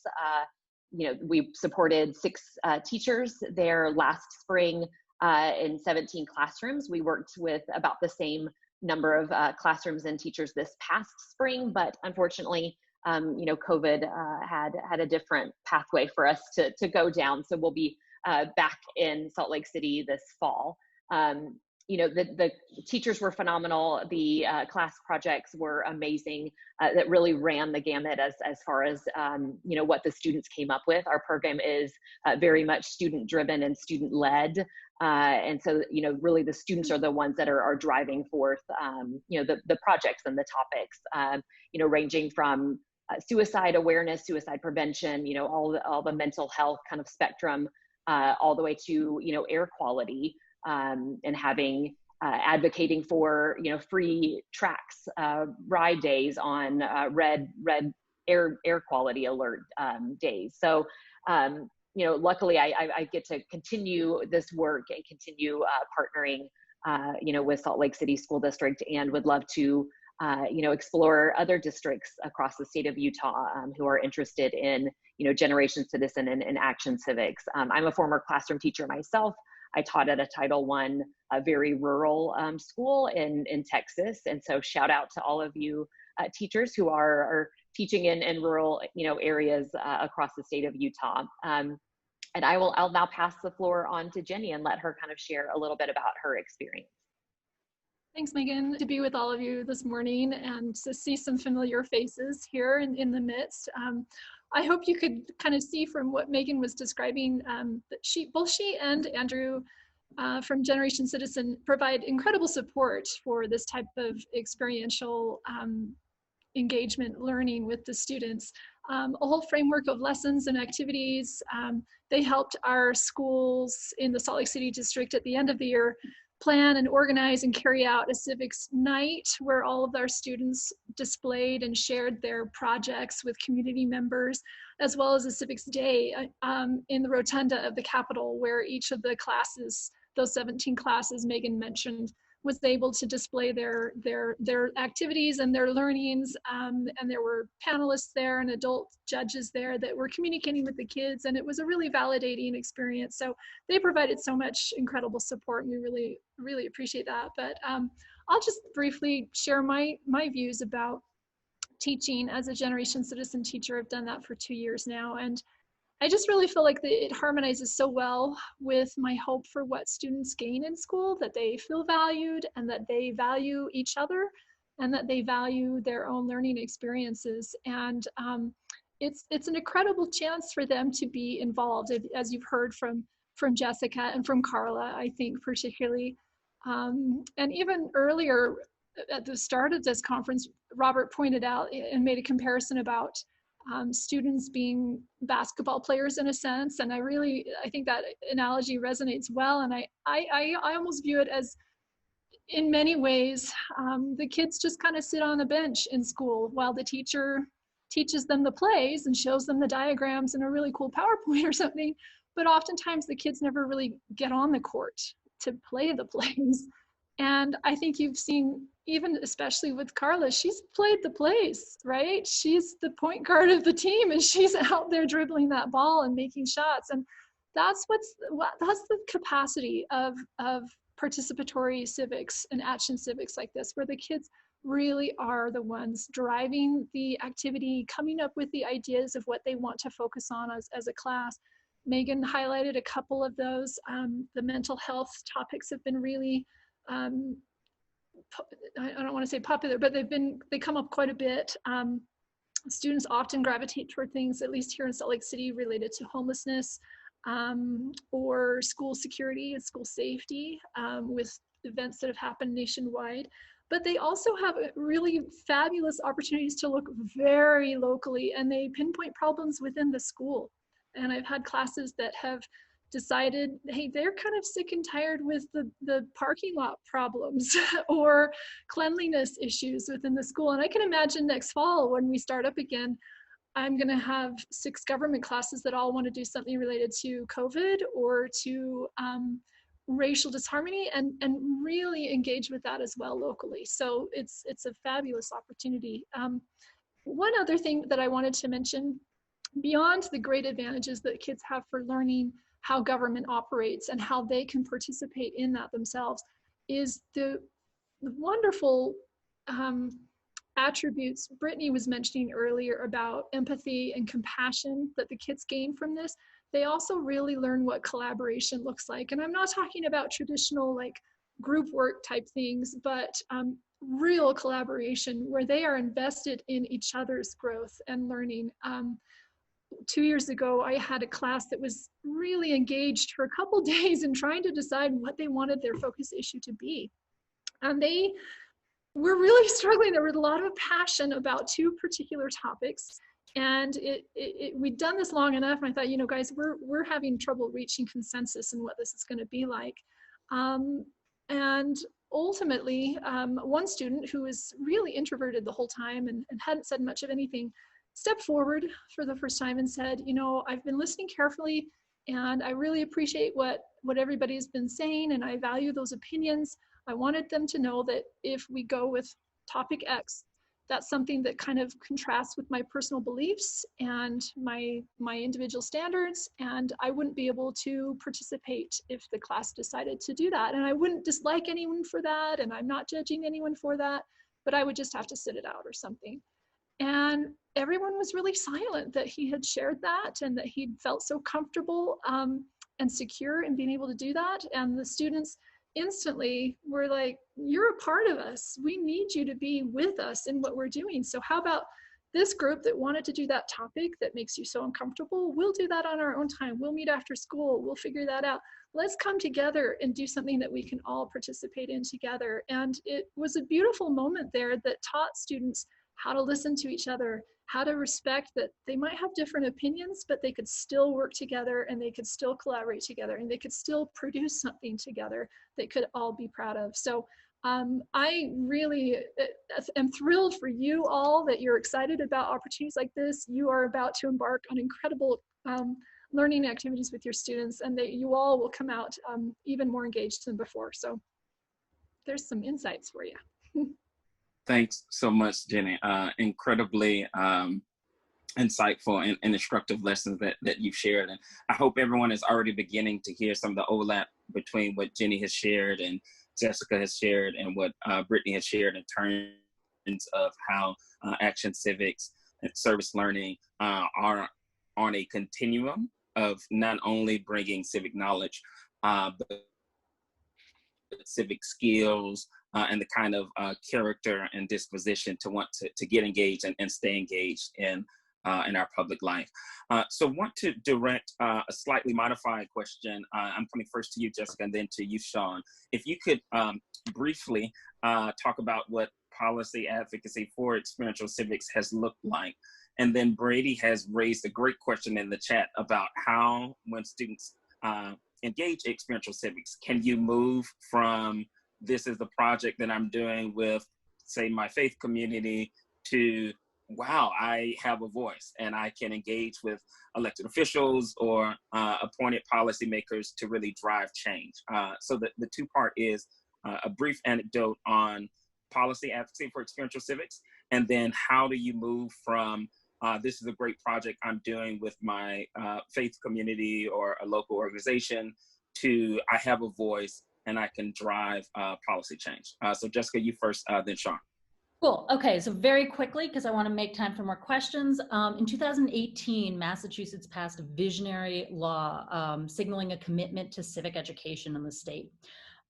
It required that all public schools in the state teach civics education.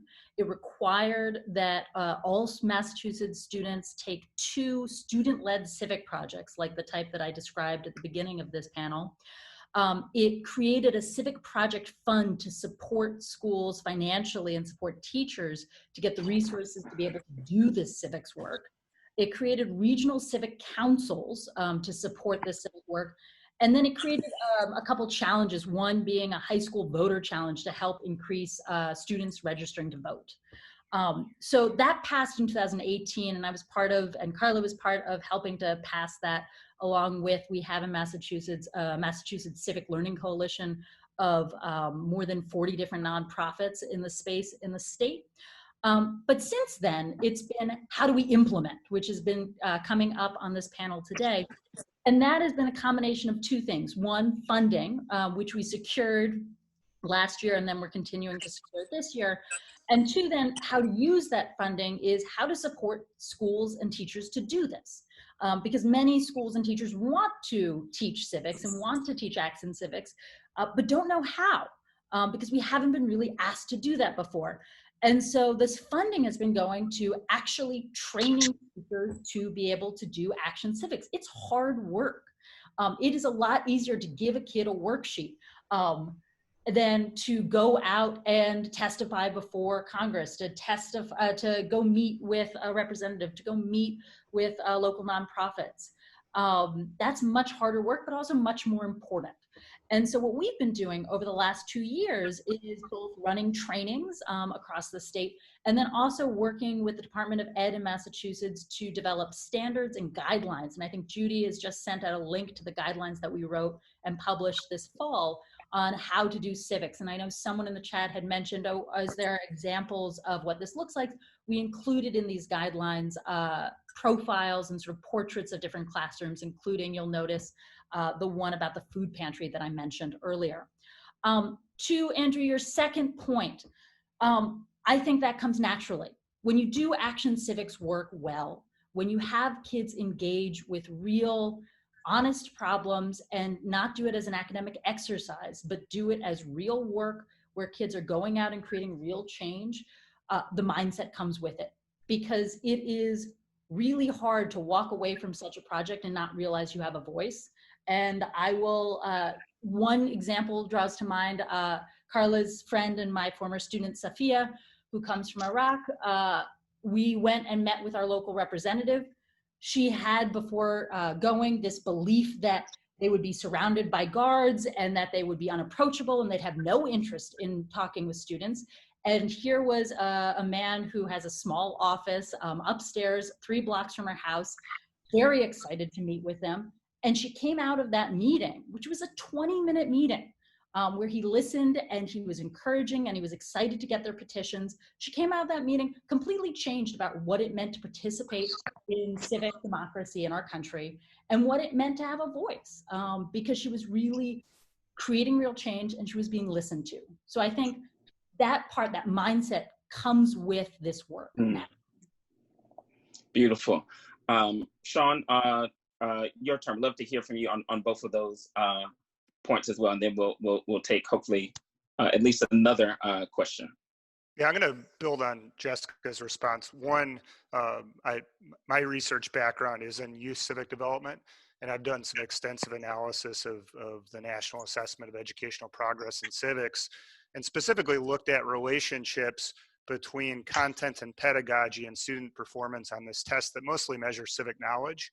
And I didn't find, both in analyzing middle school data and the last 3 iterations of the high school test, I didn't find a single relationship between content, teaching content, and doing well on the test, which is a bit of a blow to me, is because I love the content. That's why I got into this business. I'm not saying that content doesn't matter, but what mattered in my analysis of these results was the means by which the content was delivered. And experiential approaches like the measures we've had on NAEP, teaching current and controversial issues, debates and panel discussions, simulations, students serving in the community, those are where we see positive relationships. And there's content that is super important, that's delivered through those conversations, that's important just in time through those experiences, that drive student performance on the test. And there's other research that suggests the drill and kill approach of AP, for example, doesn't work as well as a project-based model to prepare students to do well on this test, and lo and behold, actually remember what they learned and engage in their communities after the fact. So the research just doesn't support this desperate thrust for coverage. It's a false choice, and these experiential pedagogies are actually a better way of delivering content. On the anecdote side, students were vital to our policy wins in the state, and I would suggest in creating standalone civics courses for middle school and high school, we've created a space for teachers to use these best practices and deliver the civic content that seems to be lacking in a challenge in Brady's class that's a U.S. history course. We got students involved all the way along. Students actually weighed in as our bills were in committee. We have an online portal through which citizens can issue witness slips. And I have to say, when we would start committee hearings and the committee chair would announce, hey, we have 500 witness slips in favor and 5 against, that's a good way to start a hearing. And then two, my favorite anecdote is when we were working roll call 5 years ago on our high school legislation, working in the Senate, and had some challenges, particularly with we were trying to build bipartisan support and some challenges in the Republican caucus. So we were calling all the Republicans in the Senate, and there was one from the northwest suburbs of Chicago, and said, you know, I'm not a big fan of mandates, and I'm challenged by how we're going to support teachers and schools with implementation. So I'm leaning against this, but you know what? I'm looking over at my desk, and there is a stack of letters from students who have written in favor of this legislation. And all I can tell you is he ended up voting yes. So students were actually vital to these policy victories. Their, frankly, action civics, their experiential learning was vital to the adoption of these important policies. A deep thank you, not only for me, but a collective representative thank you, I assume, on behalf of everyone who is on this panel. Just really appreciates the incredible wealth of knowledge that you all shared. I'd say 2 things as next steps. The first is I would imagine these incredibly generous panelists would love to stay in contact with folks as their time permits. So if you have any questions, feel free to email them, but would also, and relatedly, point that we are each other's educators in many ways. And the chat had a rich amount of resource sharing, putting forth of examples. And so I hope that you all are being connected to one another as resources for going deeper in experiential civics and the related work of character education. So thank you all so much, and excited for a great rest of the day in terms of the conference.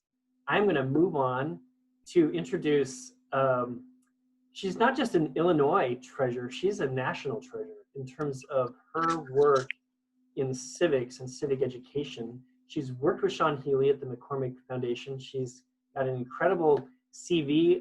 You can check the website to get more information, because I just want to turn the time over to a real amazing speaker, Mary Ellen Daneels. I'm just so delighted that you're here with us. So delighted to have you, Mary Ellen. Thank you, Robert. I really appreciate being invited here. Can everyone hear me and see my screen? Yeah? Fantastic. Well, I just want to share that all of the resources I'm going to be making reference to in my presentation today, I have put into a Google Drive, and the web address for that Google Drive is right there on the bottom of the screen. And I'm going to share it really quickly in the chat box as well, so you can have it captured. And if something comes up in the chat box, that Robert is going to be my wingman today and watch the chat box for me. If a question or something comes up and I say, hey, I'll put that in the Google Drive folder later, that is where it will be. All right? All right. Have you ever had 18 pounds of information in only a 12-pound box? All right. So I want to start out today by asking you a question. And feel free to stand up while you answer this question with that cell phone that's sitting right next to you. I know it's there. I would like you to reflect on what you've heard so far today already. And I want to ask you simply, why do we teach civics? Why teach civics? What are those knowledge and skills and even dispositions Andrew and Jessica were talking about in the previous panel? So I would like you to use your phone and text your reply to the code that's up there on the screen. Or if you want to minimize the screen, you're on a desktop or a laptop, you can use that URL. And let's just take a moment to stretch and reply to why teach civics.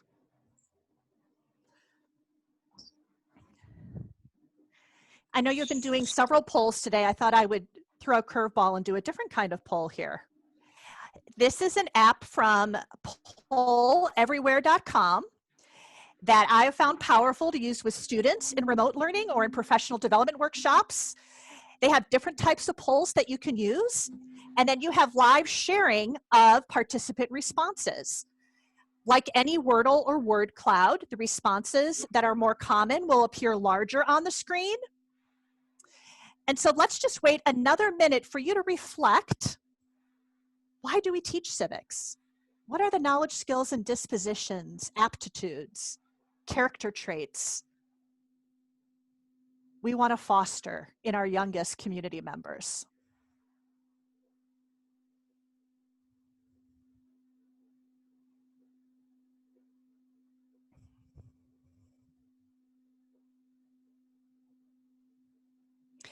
So I'm seeing here informed students, informed people, citizens, democracy, engagement.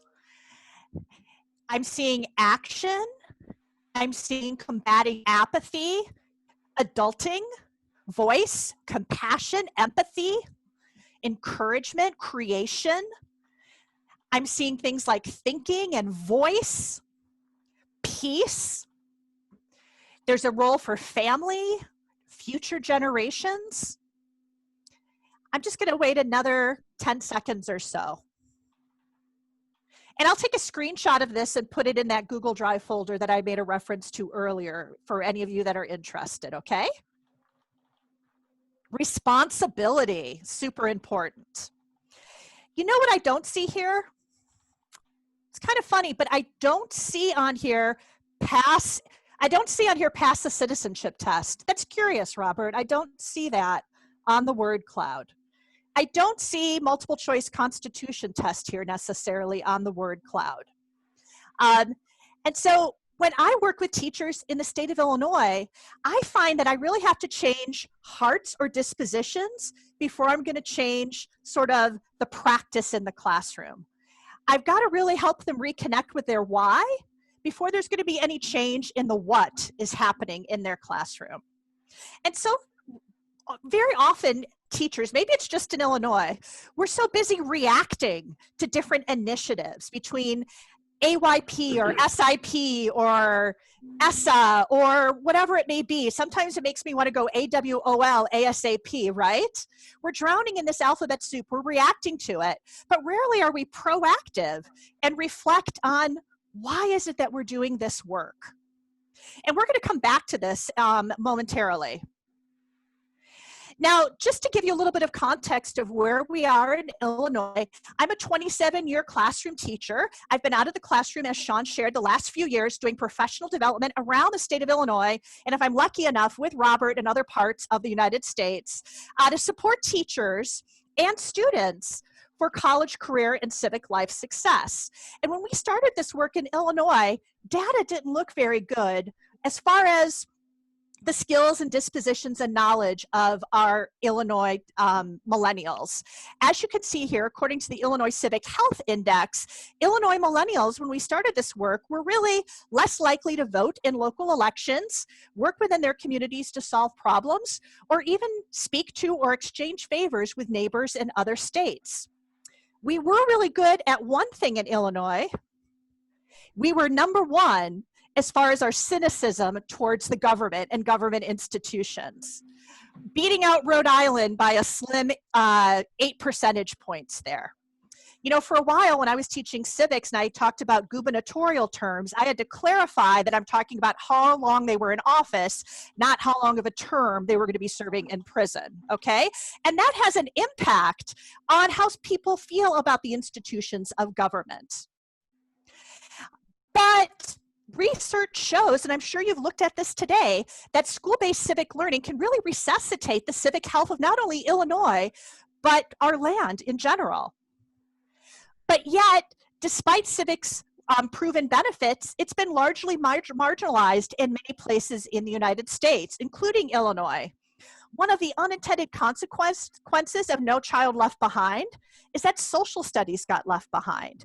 And I'm sure you've looked at that infographic from the Council of Chief State School Officers about the marginalization of social studies and the impact it has had on students' knowledge, skills, and dispositions.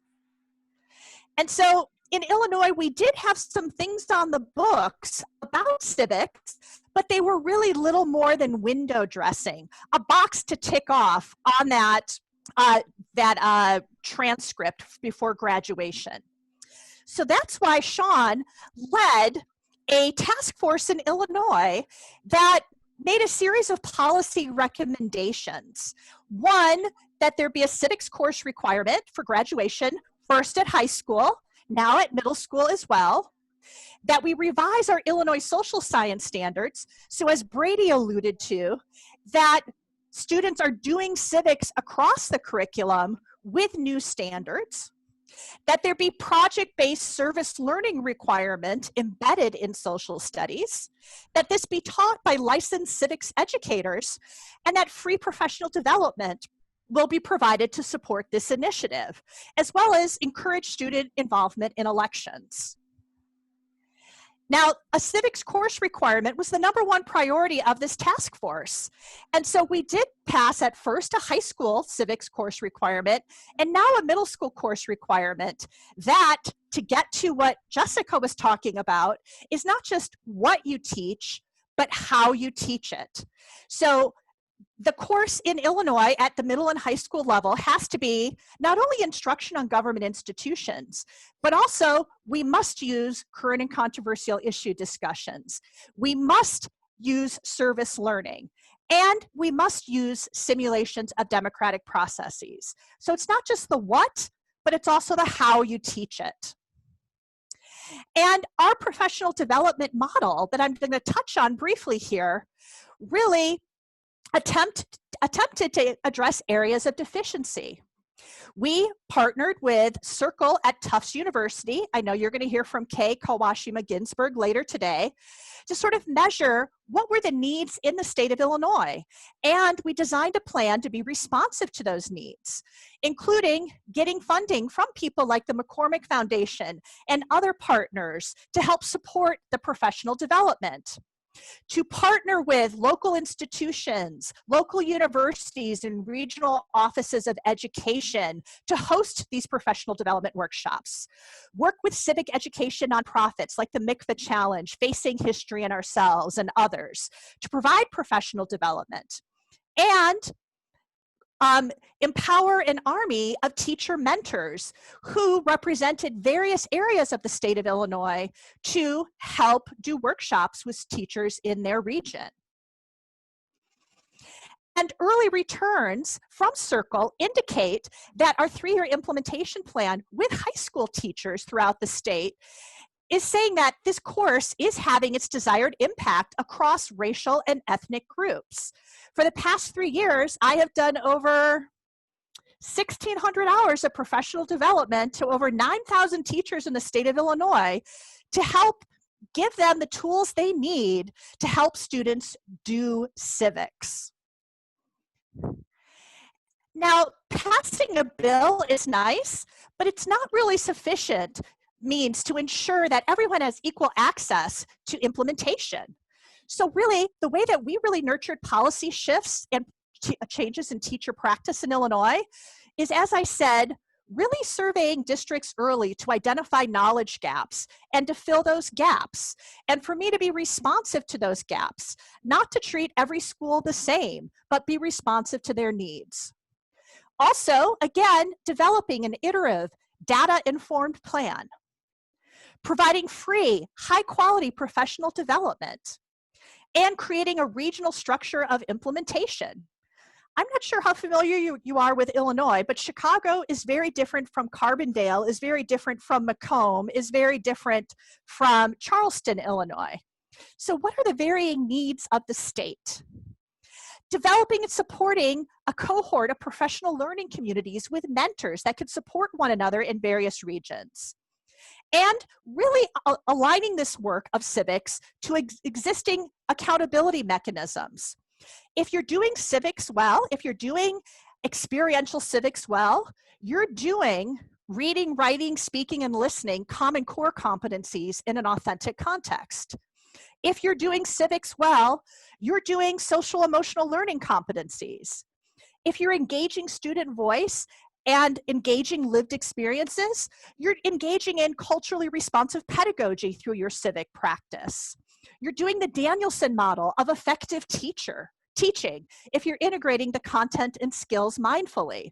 So in our professional development, especially with administrators, I would make the case that we're not adding something to your plate with civics, but civics is the plate by which you can meet all of these other initiatives that you're being asked to do.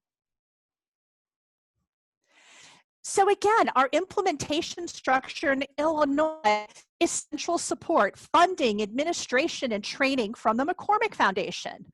But then doing explicit outreach to teachers and differentiated outreach to administrators to help them understand civics. And then, of course, having these policy points as well through the graduation requirements, new standards, and also the fact that teachers in Illinois are evaluated using the Daneelson framework. And creating a network of professional development and support. This could take the form of regional training, which I've been engaged in the last few years.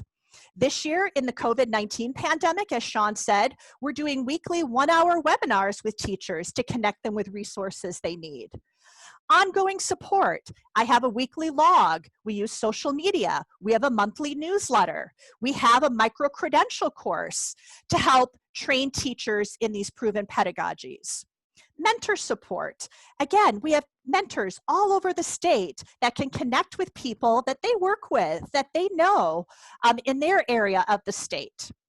And be responsive, again, to what different schools need. Now, secrets we've learned. What's the secret sauce to all of this? Well, here are some big secrets we've learned as far as providing really great professional development around this.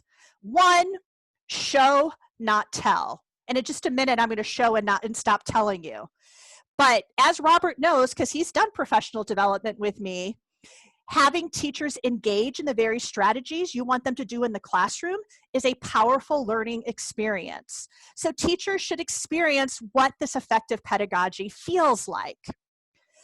Also, be a bit of a yoga master. Not all teachers are the same. Kind of be responsive to their needs and show them ways to adapt lessons to meet their needs. Look at teachers as partners. Take their input seriously. They need to know what voice and choice looks like before they're going to do that with their students. So engage their voice and be responsive to that. And in turn, you're modeling how they can do that with their students. Words matter. How you call a practice can make or break adoption. So aligning things like service learning and action civics to informed action in the C3 framework can help teachers make that connection. And then, of course, as I already mentioned, talk about other assets, how good civics aligns to SEL, culturally responsive pedagogy, restorative justice, character education, workforce readiness. Making those connections is super important. I'm going to pause here for just a minute. Robert, are there any questions before I move on a little bit with this? Just that people are loving what you're talking about, and they love civics as the plate. Absolutely. You know, I think the big piece about the working with teachers as partners is a critical piece, because there are a lot of teachers who aren't here, who our colleagues want to work with them, and so that's a really important lesson to kind of think about how we collaborate. Yep. Thank you. Well, please use that chat box. I'm going to make sure Robert's paying attention. I'm going to ask him in a little bit if there's any other chat boxes, so help me hold him accountable there. We will make sure that all of your resources are shared later on, for sure. Great, Thanks. great, thank you. Now, I just want to talk about in the second part of my presentation today about how I really came to this work. And I came to this work as a classroom teacher. And I came to this work actually where you started this morning by reading this article by Joe Kahne and Joel Westheimer called What Kind of Citizen? And this article, for the psychology teachers out here, this is for you. This article was a real gestalt moment or a light bulb moment for me, because it really crystallized what I felt was really missing in my practice. And again, to kind of review what Joe shared with you this morning, many of us do a really great job in our schools helping kids be that personally responsible citizen. Character counts, recycle, pick up your garbage, be individually responsible.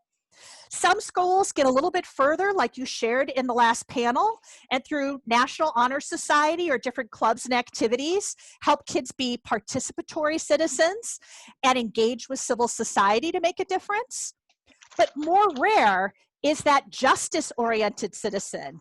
Because of what people like Jessica are doing in their classroom, because of the use of great inquiry, because of the engagement of student voice, these are the students that in the midst of the holiday food drive, go beyond bringing in the obligatory can of sauerkraut and start asking questions like, why are people hungry in my community? And what can we do about that? How can we propose change? And the way I like to think of this with my students, and this is the light bulb moment for me, is that, you know, I did a really great job helping kids really take the temperature of issues past and present through my curriculum. Perhaps when I taught world history, I looked at the French Revolution. What principles are worth fighting for? We took the temperature. Are these principles being violated today? Yes, and I'd get the kids all emotionally engaged about it. Or maybe looking at women's suffrage. In the past, bringing up gender inequities in the present, we take the temperature. Is there injustice? Yes. The kids would get all, you know, emotionally engaged about that. Someone's making something, I don't know, lunch is on, I guess. You know, maybe even looking at issues of discrimination and racism in the civil rights movement, bring it up to the present with Black Lives Matters. Let's take the temperature, there's injustice. But what I was realizing in just having kids simply take the temperature is I was really raising a cohort of cynics that had a lot of agency to point out the problems in the world around them, but they had no agency to make a change. And so that's what we're really talking about with this experiential civics, is that we want to take kids from being thermometers that simply take the temperature of the world around them to being thermostats like Carla, who can change the temperature in their communities and really equip them to take what I call the lead. Now, as Sean alluded to, we actually have a micro-credential course in the proven practices that are embedded in our law for civics in Illinois. We have one on current and controversial issue discussions, one on simulations of democratic processes, and we have one that will be debuting this fall on service learning through informed action. All of these are free, and you can get more information about this on the guardiansofdemocracyteachers.org website. And when we talk about informed action through service learning, I like to use the acronym LEAD to kind of talk about what I'm talking about with this experiential civics. So this experiential civics, it's going to be a really rich experience, starts with classroom learning. That's what takes what might be a volunteer or a community service project into an informed action or a service learning project, is because the action is informed by rich classroom learning. So again, there are great essential questions like, who has the power and why? Has suffrage expanded far enough? Where kids can identify really great essential questions, and these questions are used to drive curriculum. So if I'm teaching about the French Revolution, and my essential question is, what principles are worth fighting for? And I use that as a case study to look at the French Revolution, I can bring that essential question and that learning about what principles are worth fighting for into the present for the kids to take informed action in my world history class. Or about in geography, does development always mean progress? Use the case study of Africa. Do learning around that essential question. And then let's bring that into the present and do a service learning project about how we can address the challenges of development and progress in the world around us today. So again, great learning around great essential questions is important to inform the action and the service you're going to do. Let me give you a really quick example of a teacher that I've worked with that did this with her first graders. I have a friend, Shonda Ronan. She teaches first grade downstate in Hillsborough, Illinois. And she started with something called the question formulation technique with her first graders. And she asked them questions they had about this image right here of Ruby Bridges. And the essential question she had for her learning was, how can a first grader make a difference? And her first graders came up with all sorts of questions about this image, like, is she nervous? Where are they going? Does she have a book and ruler? Did someone throw a tomato? Who? Is there blood on the wall? Is there a note in his pocket? Are they police officers? Why do they have medals? Why is she by herself? Why are the men surrounding her? Is she in trouble? Why are they ignoring her? Does she live in a castle? Because if you look at the building, it kind of looks a little castle-esque there. And then Shonda's first graders kind of engaged and explored these questions and brainstormed where they could find the answers to those questions about this image. And you could see their results ranged from Google to God. And then don't you know, during the week, Shonda had her first graders read books about Ruby Bridges and about her story and about how that first grader made a difference. And then at the end of the inquiry, the students practiced and applied what they learned and also applied penmanship skills and new vocabulary to communicate their conclusions about how a first grader can make a difference in writing letters to Ms. Bridges, and she actually wrote them back. One letter here. My name is Kira, and I'm in first grade. I've been learning about you. I think you help things change in the world brave and peacefully. You helped Black people. I get to go to school and be friends with Kent. Thank you for Black and white people being friends and changing the laws. Do you still talk to Miss Henry? So again, a simple sort of way for the kids to process what they learned and how it impacted them. But that wasn't enough. The students then took service learning in their community, their school community, and said, hey, as a first grader, I want to make a difference in my community. So they started in their school Operation Includer, not Excluder. I know it looks like Exuder in the poster, but they pick up the CL along the way, okay? And they created stations all around their building, K through 6, to teach kids how to be includers and not excluders. And again, this is an example. This is a relevant community for them where they took that informed action based on their learning in the classroom. And when they did that, they met all sorts of Illinois social science standards around essential and supporting questions, disciplinary tools. They evaluated sources and used evidence and communicated their conclusions and even took informed action.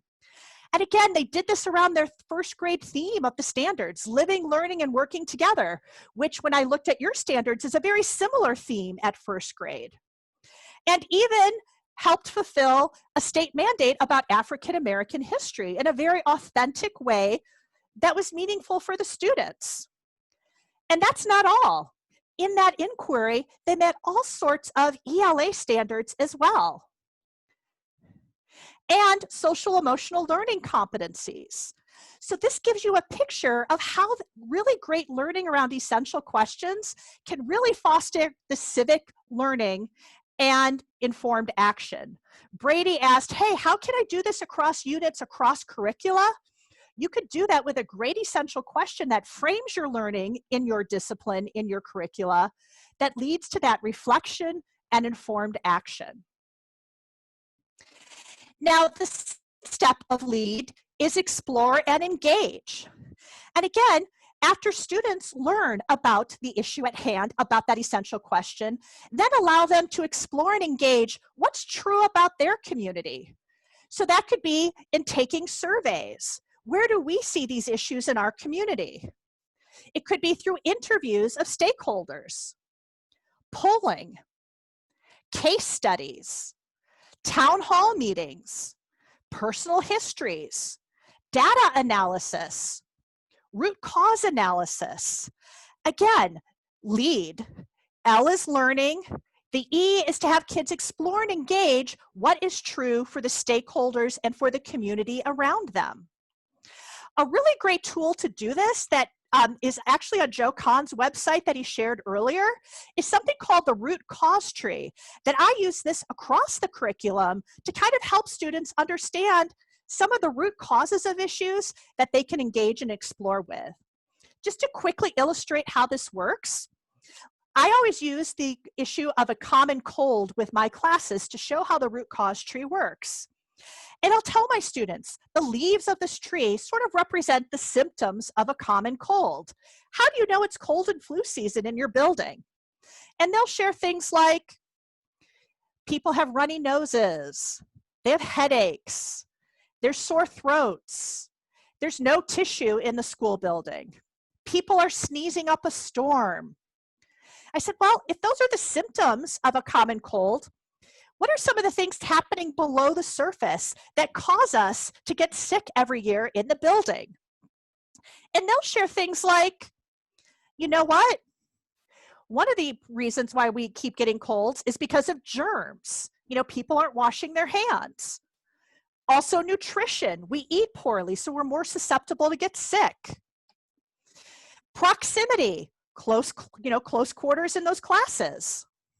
Stress. If we're stressed out about exams and things, we're more likely to get sick. Exhaustion. And then I'll ask my students, hey, if we want to get rid of this issue of the common cold, should we try to get rid of the leaves on the tree or those roots? And of course they say the roots. And so then as a class, we will brainstorm what could we do to address each of those roots. Maybe we can advocate for more soap and sanitizer in the bathrooms. A popular issue with my high schoolers is to advocate for nap time to deal with exhaustion. Maybe it's smaller class sizes, ban homework, affordable healthy school lunches. And after we do this simple example, we can bring this root cause tree back to whatever the issue is at hand. So maybe it's bullying. Okay, what are the roots? What are the symptoms of bullying in our school? Maybe it's lack of participation in the census we put in the middle there. Maybe it's gender inequality we put in the middle there. But again, it's just a very useful tool that my students have actually used to engage and explore such issues. And again, this is available on that Educating for Democracy website that Joe Kahn shared with you earlier today. And again, my students use this tool to take informed action on the essential question is, has suffrage expanded far enough? After we did a rich unit, looking at some of how people in power are chosen, how suffrage has expanded, issues of voter apathy, we then use that root cause tree to identify root causes of voter apathy in our community, and then what's the informed action or service learning we could take as students to address those root causes. Now, I know we're very short on time. That's why in the Google Drive folder, this whole project is summarized in an article by Diana Hess, Should Schools Teach Students to Vote? Yes, that have all sorts of great ideas around this for you. and another article I wrote called, ironically, Thermometers to Thermostats.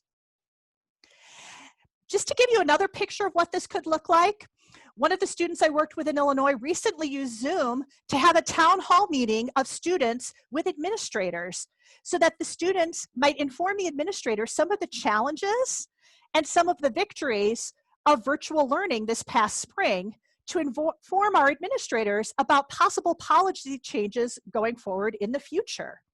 So again, a lot of people, when they think of informed action or service learning, they say to me, where am I going to get the field trip budget, the bus? How am I going to find all the garbage bags and the sticks to pick up the yucky stuff? And I'm like, no, that's kind of court-ordered community service. That's not what we're talking about here. Informed action, authentic action, can take all sorts of shapes and sizes.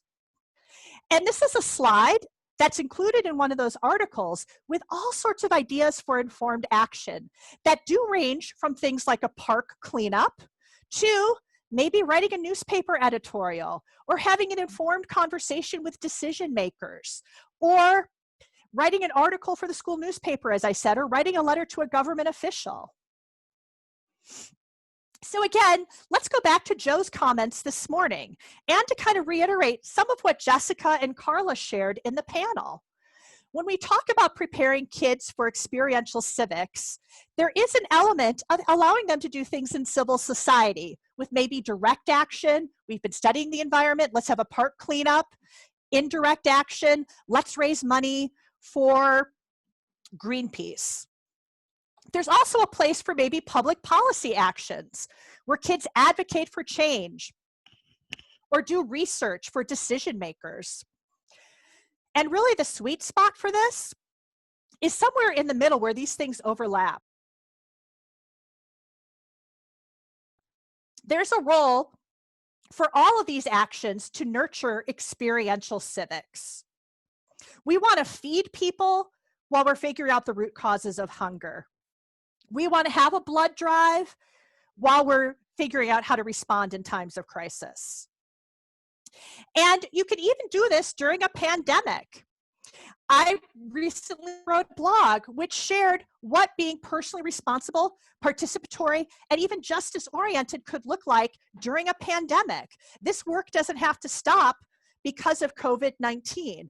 Actually, there's really authentic ways for students to still engage at a distance if necessary. So with that, I think I'm going to move on because we started a little bit late here and just say that the D for authentic or lead stands for digest and demonstrate learning. Again, it gives kids that space to reflect on what they learned and apply it to the essential questions and the content of your course. Now, I'd like you to use the chat box one more time to reflect on this webinar, this time we spent together, and maybe even the day today. And I want you to complete the bolded part of the prompt in your chat box. When you think about nurturing experiential civics with teachers and with students, what did you used to think when you started this morning? And what now do you think?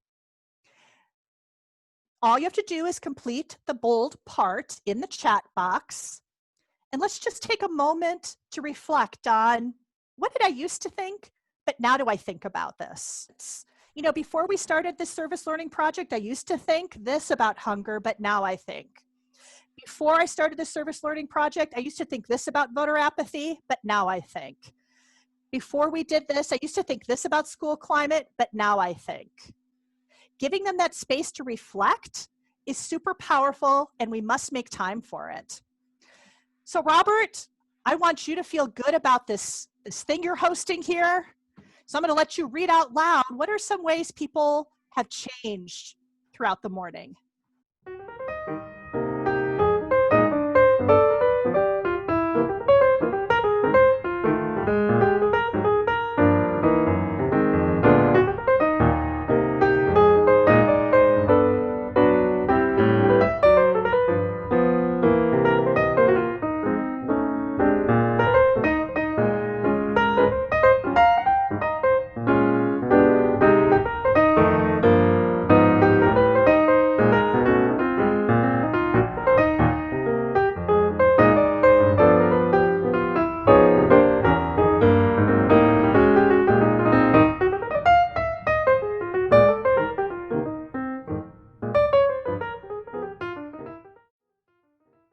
this is like a ticker tape parade right now of just amazing insights.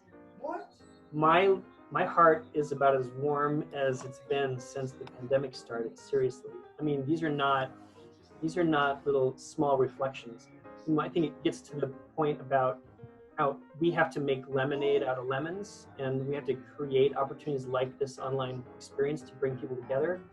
Just the fact that people feel like it's doable, and that they feel like they have a responsibility, and that they feel like they have options.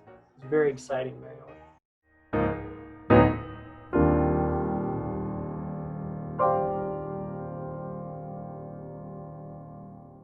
Not many of us would think it would be a good idea to give a kid a driver's license simply for passing a rule of the road test. Likewise, why do we think kids are prepared for civic life simply for passing a citizenship test? Knowledge is a component, it's important, but it's also those skills and dispositions you practice behind the wheel, not only in the car, but also in our classrooms to prepare for participation in our republic, that are super important. I'd like to just call out something Amanda Eskeets just commented. When she thinks about nurturing experiential civics in the classroom, she used to think that she had to leave the classroom, but now I think I can implement it in my classroom. That really makes a lot of sense, especially for these socially distant times. And we saw from Massachusetts that there is plenty you can do, even from your home or from Zoom. We do have a curriculum design toolkit that can help with all of this. And we have explicitly resources around service learning. And again, in that toolkit, it's not just the how, but you can see we also have resources around creating a climate for this to happen, engaging kids in norm building so they can use their voice to do this, and also how to reflect through the process. And we also have an Election 2020 toolkit. The Election 2020 is the perfect time to start engaging your kids in this work. Guardians of Democracy teachers, we welcome you to join us and take the course if you're interested. We have a newsletter that we will let people outside of Illinois sign up for, in which we share a lot of these resources as well. And again, let's recalibrate again. Why do we teach civics? You know, Robert, a lot of this looks a whole lot like this. Absolutely. You know, I love that, Mary Ellen. You know, our portrait of a graduate, which many people may not be familiar with, and what I put a link in, really does speak to what we want our students to accomplish when they walk across that stage or roll across that stage or virtually drive by when they graduate. And so when we marginalize social studies instruction in civics, instead of thinking about how civics is the plate, the civic mission of schools is the reason we have public education. This speaks to it beautifully, Mary Ellen. Perfect. Okay, well, let's thank you so much, Mary Ellen, and you're a gold mine of professional development resources, and we're going to share everything we can. And thank you for your generosity and your spirit in all of this. Thank you. So we need jazz hands for Mary Ellen, please, so she knows how much appreciate. Jane Lowe is an assistant professor of teacher education at Michigan State University, and really an expert on assessing effectiveness of experiential civics and on improving equity in civic learning more generally. So it's kind of a tall order. And she's going to explore with us insights from very early efforts to evaluate experiential civic learning. And I say nascent because this research is relatively new, but she is really mining that in a way that's going to be really helpful for us. So Jane Lowe, take it away. All right, I am going to do my best here to share my screen with you. While I do that, by the way, I could listen to Mary Ellen forever. She is so wonderful. And so based on the agenda that I saw, it looks like I'll have gotten quite a lot of information about experiential civics, and even just listening in to the end of Mary Ellen's presentation there, you all have a lot of examples to work on and to see what it's like and how to do experiential civics and do it well. So the purpose of this session, as Judi mentioned, is to help you think more about how you might actually know if the civic stuff that you're doing has been successful. For example, how would you know that experiential service curriculum or program that you've decided to tackle or implement actually works, and all of that. But before we get to that, I would like to take a pop quiz. I know teachers love pop quizzes, so here we go. Let's see how this works.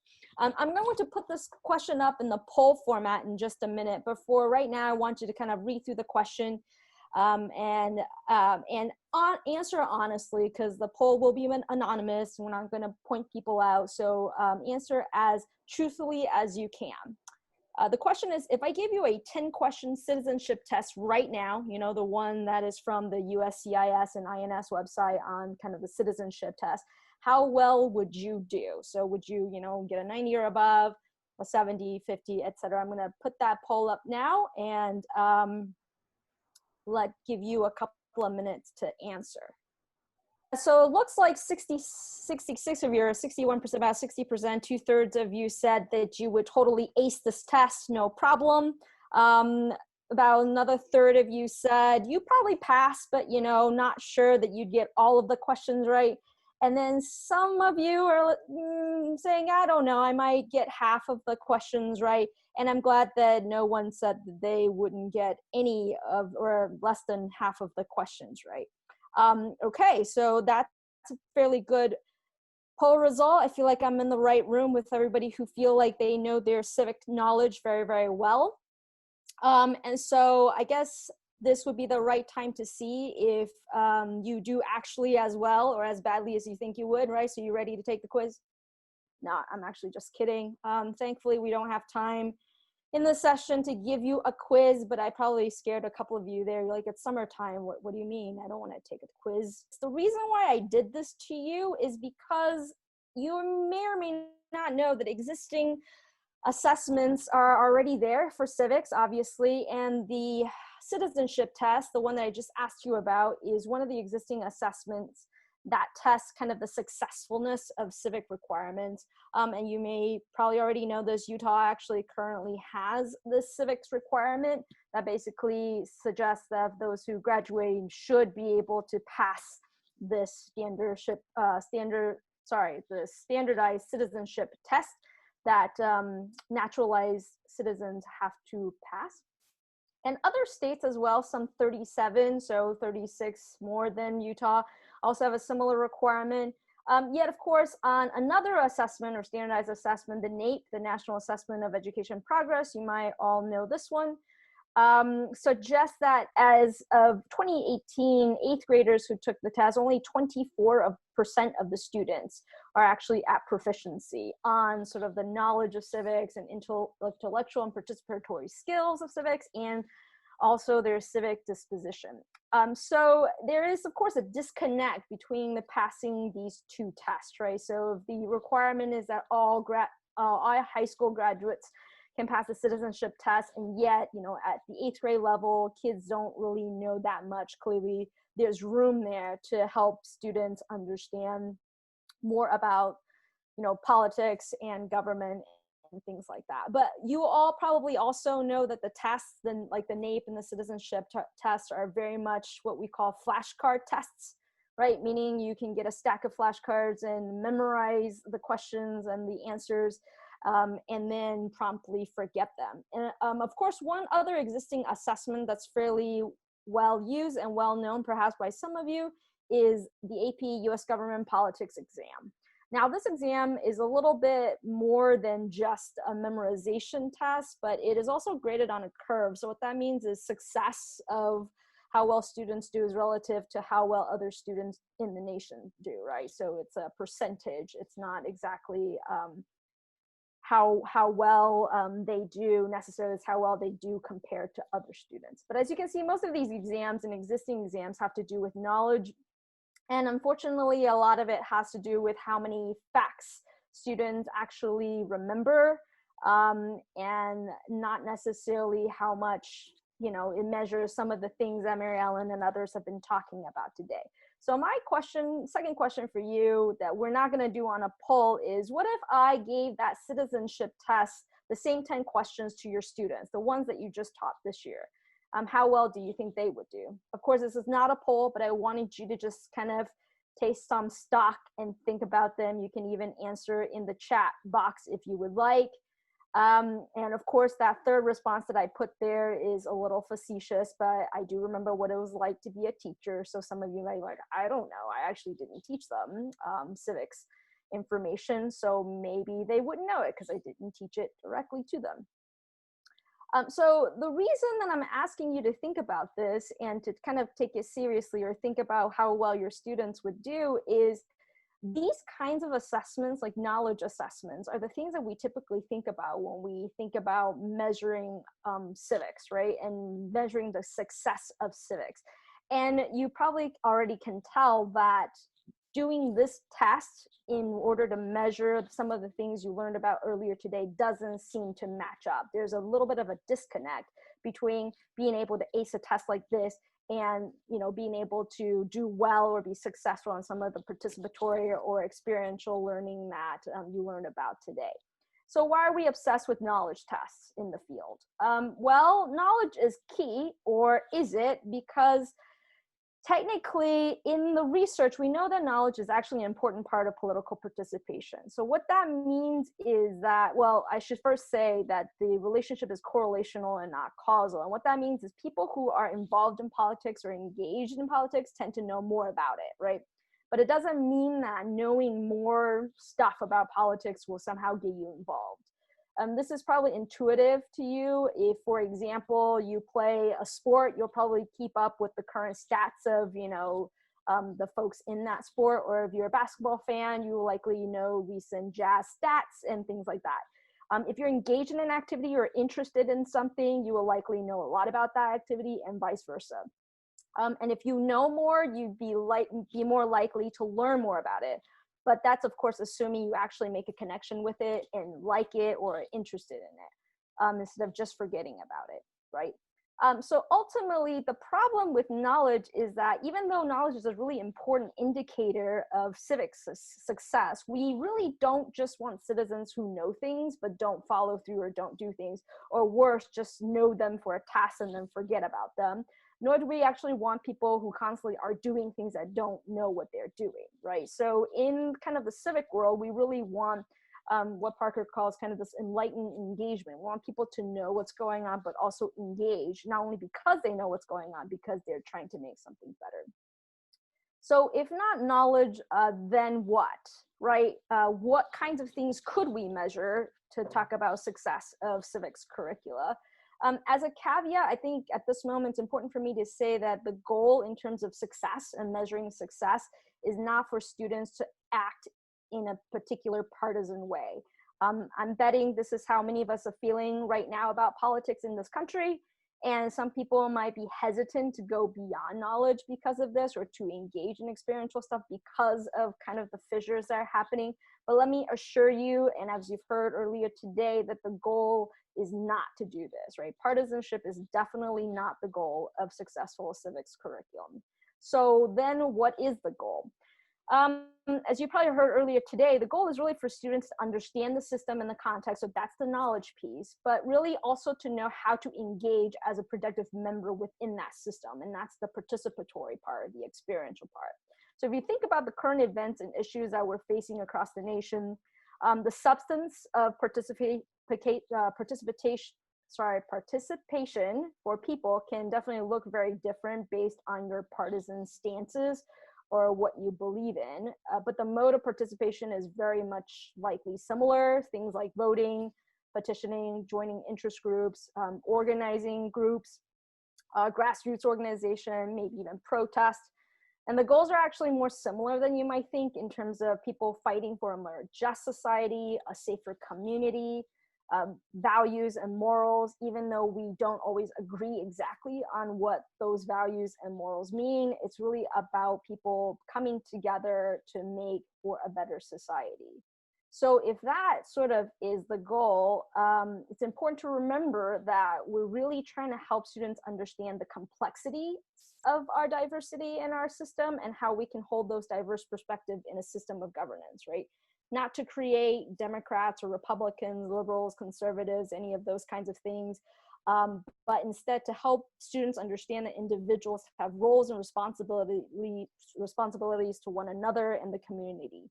So to that end, we have to find ways to measure civic success beyond just knowledge. Like, we have to tap into these kinds of things, like, do they care about the community? So how do we measure that, right? If this deep understanding about society is the goal, how do we know if we've succeeded? So going back to my question about if not knowledge, then what? So I'm actually going to ask you to jot some things down, and you will use this later in the breakout groups that we'll have here. So please jot down kind of your top 3 answers and reasons why you think are the most important measures of civic readiness. And you can do this in a chat, but of course in the chat it'll pull through. Feel free to grab a notepad or pull up another screen so that you can jot down kind of what you think are the most important measures of civic readiness, and then write down your answers as to why, and I'll give you a few minutes to do that. So as you're thinking about if not knowledge, then what, I'll go ahead and share with you what researchers measure, right? So now that you've jotted down what you want to see, here are some things that researchers in civic education like to measure. And I'm going to show you through kind of one example from a project called the Roots of Engaged Citizenship Project.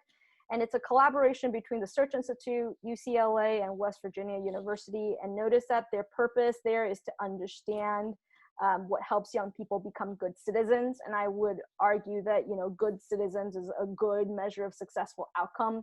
So let's take a look at what they measure as sort of good citizenry. And the way that they measure this, and researchers typically measure this, is on sort of self-reported surveys. And I'll talk a little bit more about that later on.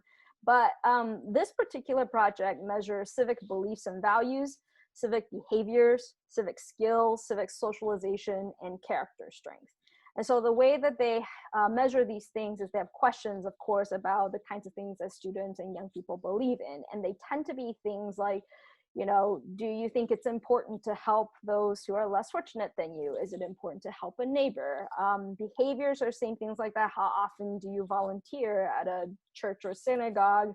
And in terms of skills, right, you can go down the line of just asking young people the kinds of things that they think about and how they feel about certain issues and things like that. And of course, this is just one project that you can feel free to check out. And there are many, many others and other research projects that measure very similar things. So I'm going to show you a compiled list of most of the things that researchers typically measure on, again, self-reported surveys. And with self-reported surveys, literally we just sample young people and high school kids or middle school kids and ask them all of these questions about sort of their daily lived experiences and what they participate in and what they think about and how they feel about certain things.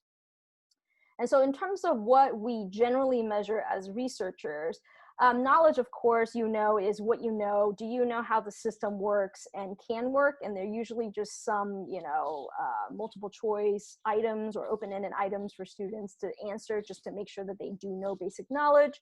In terms of skills, we usually want to know how they engage productively with the system and one another, or do they know how to, right? Like if they needed to lobby or petition or pass a bill, do they know how to do those things? And then similarly with skills is also, do they listen? Do they have listening skills, right? Are they able to talk to one another? Could they make sound arguments? Kind of media literacy falls under the skill set type as well. Engagement is what students actually do, right? So do they volunteer? Are they involved? Do they do, after school things? Do they do extracurriculars? Are they involved in student government? Attitude tends to be how they feel about politics and political engagement, meaning are they cynical? Are they optimistic? Kind of like Mary Ellen's whole point, are they just gauging the temperature? Are they, being able to change it as a thermostat? Disposition is a little bit different from attitude. Disposition has to do with how likely you are to be tolerant or respectful and understanding. So these are sort of like democratic dispositions that we're talking about. Voting is something we almost always measure because it's in political science literature. It's a good indicator of engagement. And for kids that are old enough, we ask, do they vote? For students that are not old enough, we ask about their intention to vote. And as a caveat, studies have been shown that if voting starts early, it creates a lifelong habit. And I know Utah has an organization that actually come into your schools to register young voter and pre-register as early as 16. So that's something that you might consider for your districts and your schools. And Utah students, young people can pre-register to vote at age 16. Right. So the other thing on here is volunteering, and that's something that we've always cared a lot about, because that shows, in terms of volunteering, that shows kind of not just their disposition, but also their attitude and willingness to engage. So it's another indicator that can kind of help corroborate some of these other things that we're measuring. In terms of active political and cognitive engagement, it's a very, very long term, but basically all that means is, like, do you try to understand what is happening politically and from all sides, right? Are you actively thinking about the issues that are occurring in politics today, or are you not really thinking about it and just voting or just doing things? So, like, how thoughtful are you about some of these issues that you're thinking about? And last but not least, we always gauge their interest in politics as well, because as I mentioned earlier, interest tends to lead to more knowledge and also more engagement as well. All right, so these are some of the things that we typically measure as researchers, and they're on surveys, right, where you can send a survey to students and they sort of answer these questions and help us understand how they're actually thinking and figuring out about things. What we don't measure, this is really, really important, is we don't measure success of a project. So in terms of experiential civics or things like that, we don't measure success by looking at whether the project they conducted was successful or not. That doesn't kind of quite make sense. We also don't gauge success by the kinds of engagement and activity, because obviously, as I said, different kinds of engagement might work in different ways. So we don't say, hey, only particular kinds of engagement work and others don't. We also don't typically measure success by how students engage. Now, we can talk about level of engagement that might be useful, but not necessarily how they engage. So it's not like we say, oh, they only wrote a letter, but they didn't do the petition, or they only signed a petition, didn't write a letter. We don't gauge success in those ways either. And then, of course, as I mentioned before, we don't gauge or measure success in terms of partisan politics, meaning, we don't value certain kinds of issues more than others. So it's not like if you did certain kinds of things, you then are more successful than if you did other kinds of things. We sort of value that engagement activity across the board. So then going back to, what about experiential civics? Well, you spend all morning talking about what experiential civics can do, and the research on kind of all of the different ways that students can be engaged in this. And as Judi mentioned, there is some preliminary research out there on kind of all of these different experiences that students go through. And what the research tells us that in terms of knowledge, students definitely know more and they learn more from experiential civics, because as you can imagine, they remember things that they actually do and actively engage with. In terms of skill, it's the same. Like, students actually get to practice doing some of these things and trying to solve problems together. So they tend to practice these skills and actually have these skills more through experiential civics. In terms of engagement, experiential civics tend to pique in students' interest, and so helps them actively engage. Now, even if it's only in practice. So engagement is sort of twofold. There's not really data to suggest that experiential learning does lead to actual more engagement later down the road. We just don't know that yet. But what it does show for sure is that students are more engaged in class. And so, or in the project. So in the moment, they're definitely more engaged, and we're sort of still waiting to see the long-term effects of that engagement as they grow older. In terms of attitude and disposition, experiential civics really helps students see what is possible, and it helps them be more tolerant and respectful. And so one of the anecdotal stories I like to tell is, through one of these projects, we have students that always say things like, oh, I now understand why the other side believes what they do. Now, I still disagree with them, but I don't think they're as crazy as I used to, right? So this could be a conservative student talking about a liberal stance, or a liberal student talking about a conservative stance. again, it's helping them see that there are different sides to particular issues and that things are more complex than just right or wrong.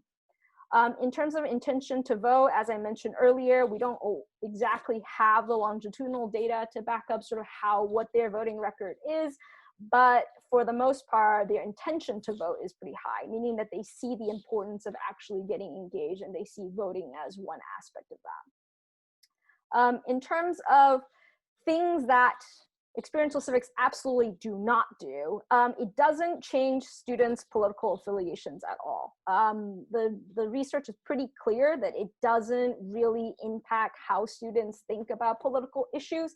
It may help them think about how to address particular issues that they're interested in, but it definitely doesn't change their minds on sort of the political spectrum.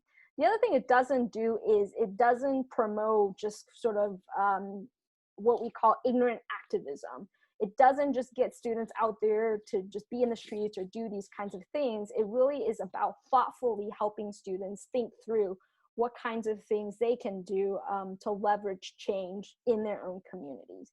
And then the last thing it absolutely doesn't do is sort of make them docile followers, right? It also doesn't just pump them with particular information on how to behave or certain ways to do things.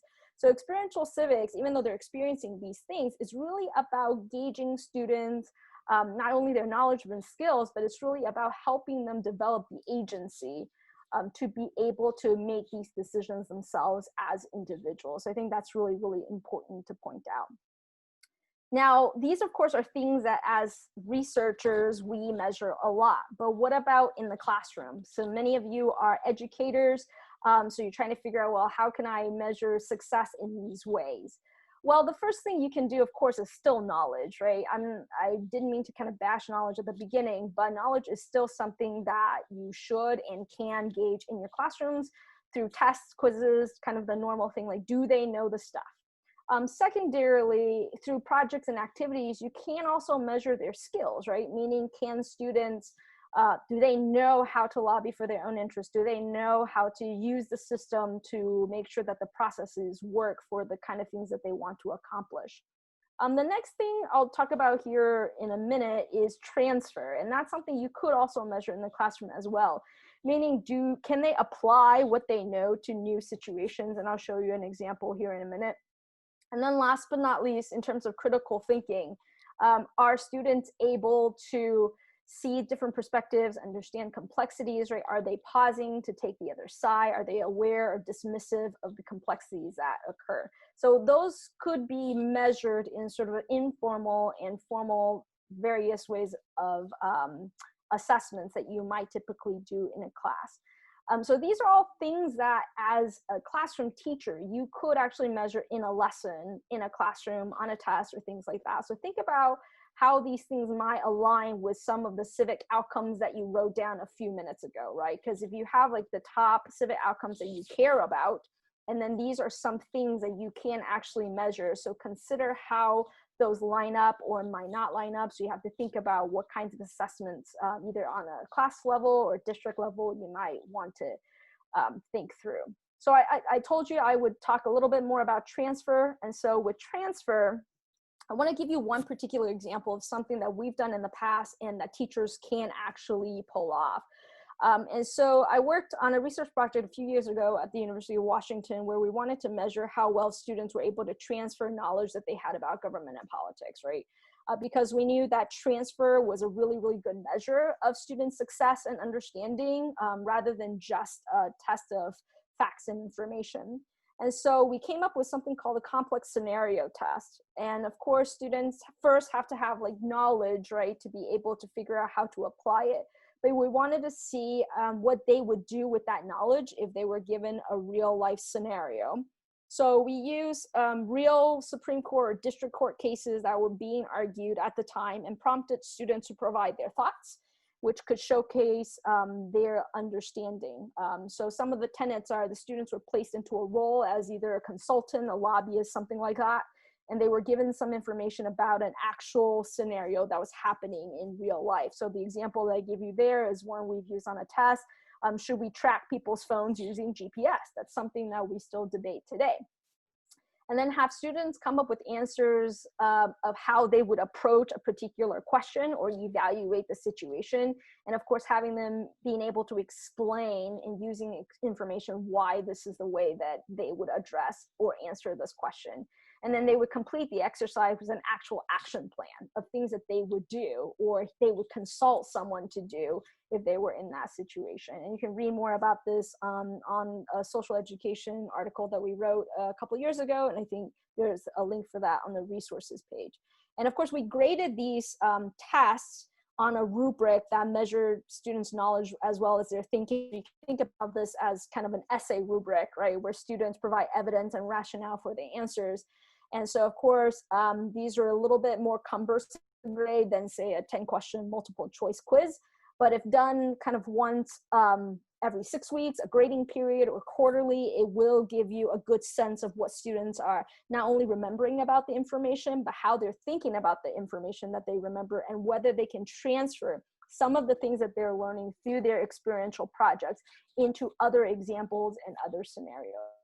So you can imagine, you know, students trading projects or things like that, right? Or you asking questions about another project that someone else is working on, and see how students are thinking through some of these issues instead of just the ones that they are working about. So really, I know we're really short on time, but I wanted you to think through, right, in terms of the things that you can measure in class. Think back to some of the projects that you thought you saw today, either through Mary Ellen's presentation or the panel or Joe's talk, you know, some of the examples that you saw this morning. And I want you to think through ways that you can measure students' knowledge through those projects or in those projects, the skills that they might have developed through those projects, how well they're able to transfer some of that knowledge in those projects, and then whether or not you're able to see their critical thinking through those kinds of projects. All right. Hope that makes sense for everyone. And so what I like to do now is talking about the breakout sessions. It's really your turn, because sort of in your own school, in your classroom, in your district, you have to figure out what kinds of things are important and in what ways you want to think about measuring them, right? So I want you in your small groups to consider what you want to measure. So in the classroom, what kinds of assessments? Is it mostly knowledge? Is it skill? Is it really critical thinking? Or is it more like transfer? And broadly on a school or district level, what kinds of surveys or indicators would you want to look at? Would you consider putting out a survey that does survey, you know, all of the students across the board who are participating in these kinds of things, to see what levers of change occurs on any of those indicators? And or long-term, what kind of data will you look to? Like, will you look at voter registration data? Will you look at young people's voting records? You know, what kinds of things would you be looking to gauge success of these kinds of programs? Because ultimately, it's not one measure that's going to tell you success. It's really a series of things on various levels that will tell you what success looks like through these projects. So I'm going to stop talking now and let folks get into the breakout rooms. Share your share the top 3 things with one another, and then talk through these questions, like what kinds of things would you want to assess in your classroom? What kinds of things could you do on a district school level? And then maybe some long-term as a stay, what kinds of things would you be looking for? And in about 10 minutes or so, we'll come back and I'll try to answer some questions and debrief. Like Roger, you were talking about with assessments, I think that's a really cool thing that we can focus on in social studies, that we don't have a standardized test that we have to worry about as often. I mean, I know there's AP and there are some, but like for me in 6th grade, I don't have a standardized test that I need to worry about. So I don't know why we do so many tests. And if we haven't transitioned to that second question, let's start looking at some of the barriers that we're facing. Okay.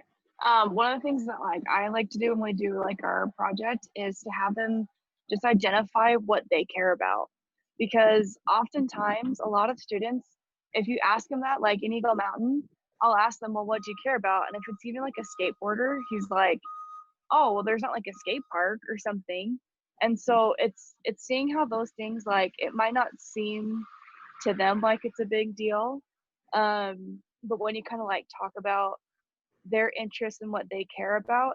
And if we know pretty well like how government or how like civic and community engagement is involved in,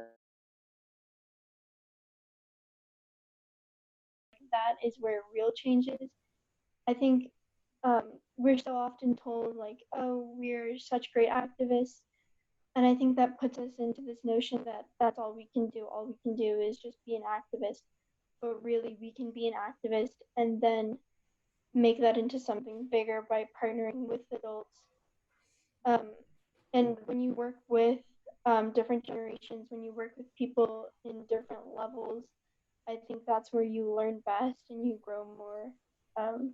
So that's just my perspective.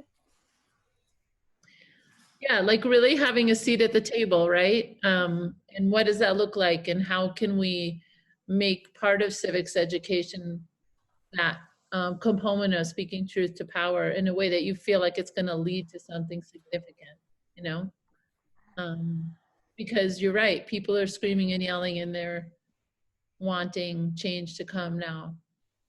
You know, I thought the empowerment was an interesting word on that list, but I didn't choose it because we're talking about that now. How do you become empowered? Well, you have to engage, and as Dottie said, you have to move from one thing to another. So I hope you all had a good conversation. I know it wasn't a lot of time, but are there burning questions or things that arose in your groups that you would like to ask that I can help answer? Julie Smith had asked a question about how do we overcome partisanship. That's a really, really great question. So I know in my brief talk, I emphasized the importance of not getting into this partisan notion.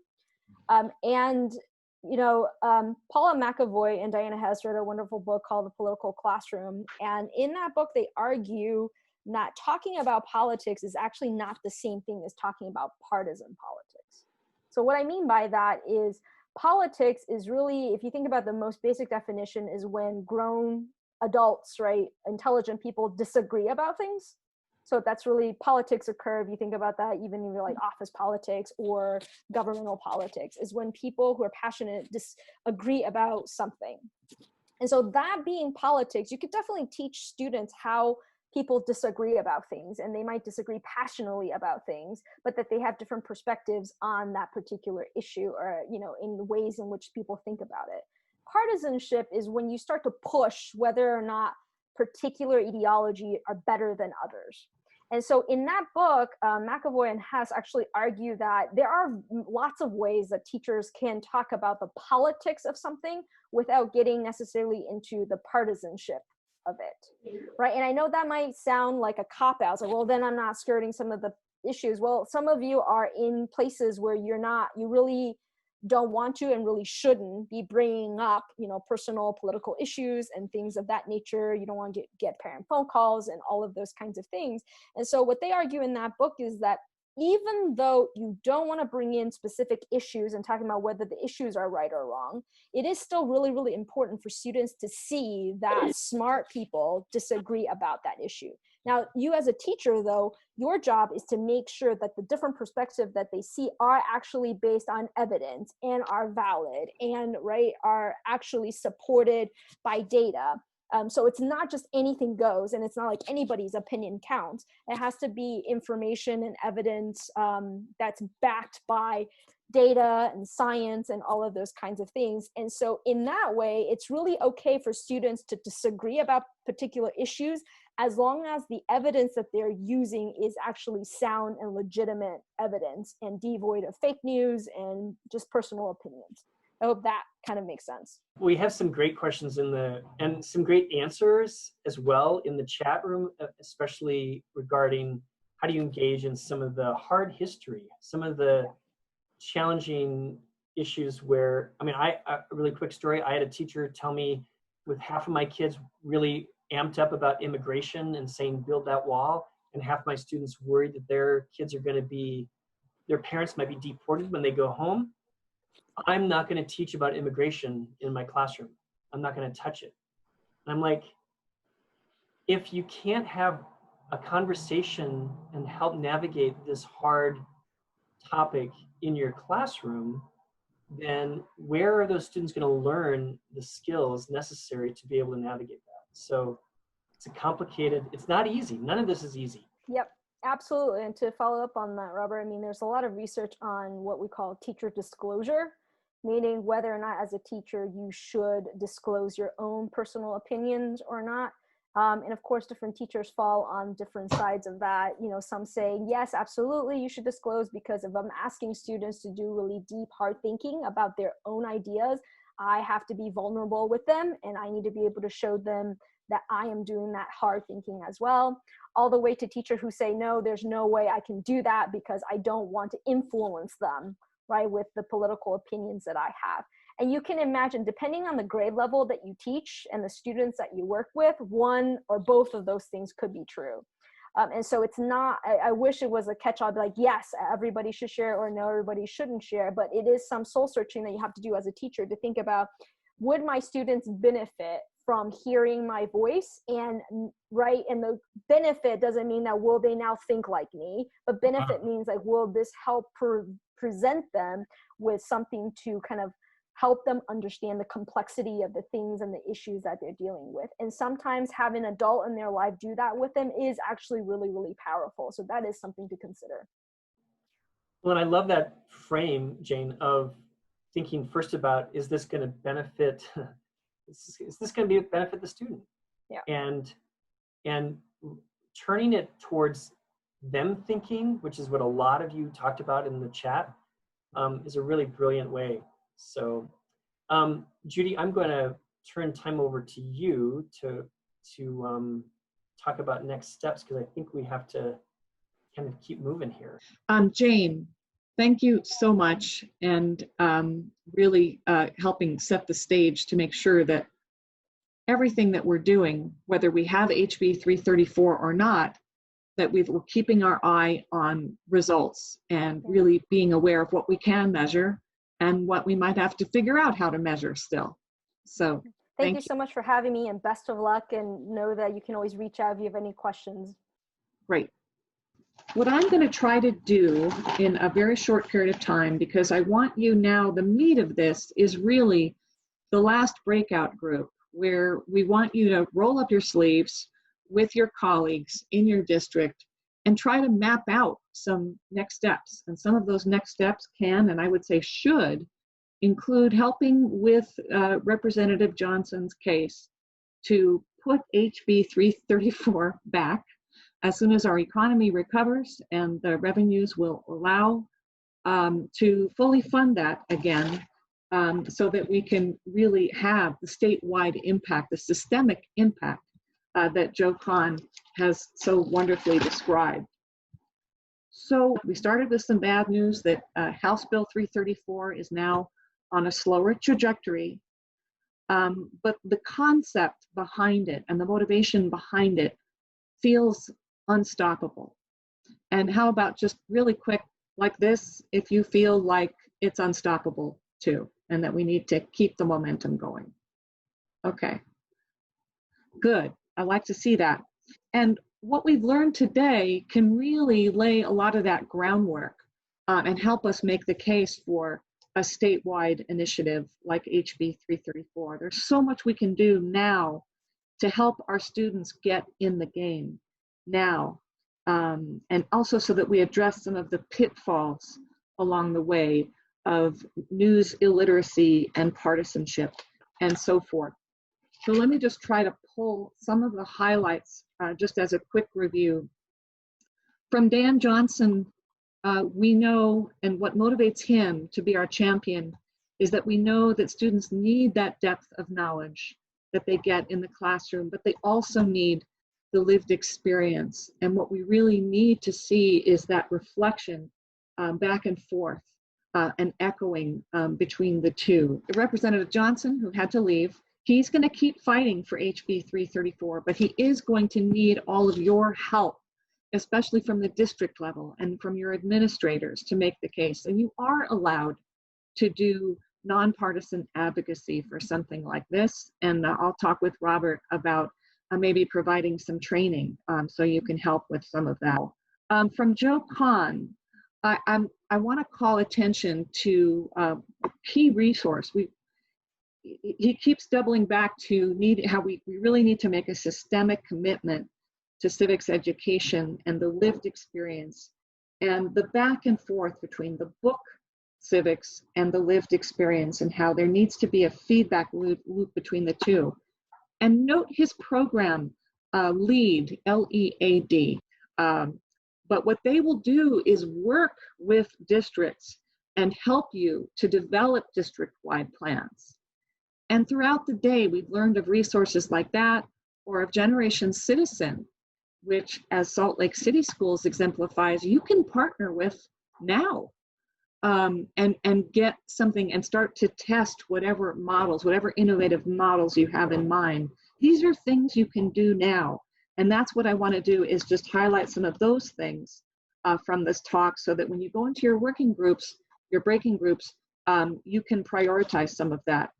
Dr. Kahne says that it's important to create a school culture where students feel engaged and respected, and especially students who may be diverse, IB students even, and English learning students. You can create that foster a meaningful civic engagement in your school culture starting right now. Sean Healy from Illinois talked about public policy being one of the best ways to drive best practices across the state. And we had some of you in the chat saying, are you going to be developing professional development and curriculum resources like we saw? I think that was Melinda saying that, like we saw Mary Ellen share with us. Yes, that is absolutely the plan. But again, in the meantime, Mary Ellen and some of the support she has behind her from the McCormick Foundation, you can take her classes right now. And I have, and it's an absolute goldmine. So let's take advantage of what we can as we develop curriculum tools and professional development here in Utah.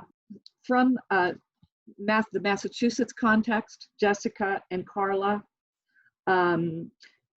one of the things that's so great about Action Civics, and that's sort of the Generation Citizen model, is that students realize quickly that they have a real voice. And that is the start of a sustained commitment to civic life throughout for the rest of their lives. And we've seen that in Carla's work in making sure that the census count is working even during COVID. There are things students that can do right now that will really give them wonderful civic skills.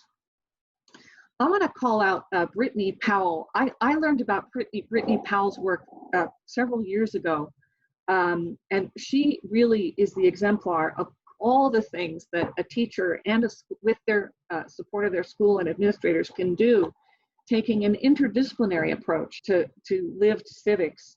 And you can really support students in becoming different types of citizens. So Joe Kahn talked about the participatory, the responsible citizen, and the justice-oriented citizen.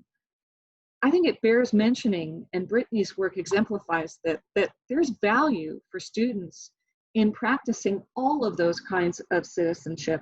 And that's exactly what Brittany has exemplified. Finally, let's go on to Megan and the Salt Lake City schools and what they've done with Jenny and the students there, and Desi with her leadership in social studies.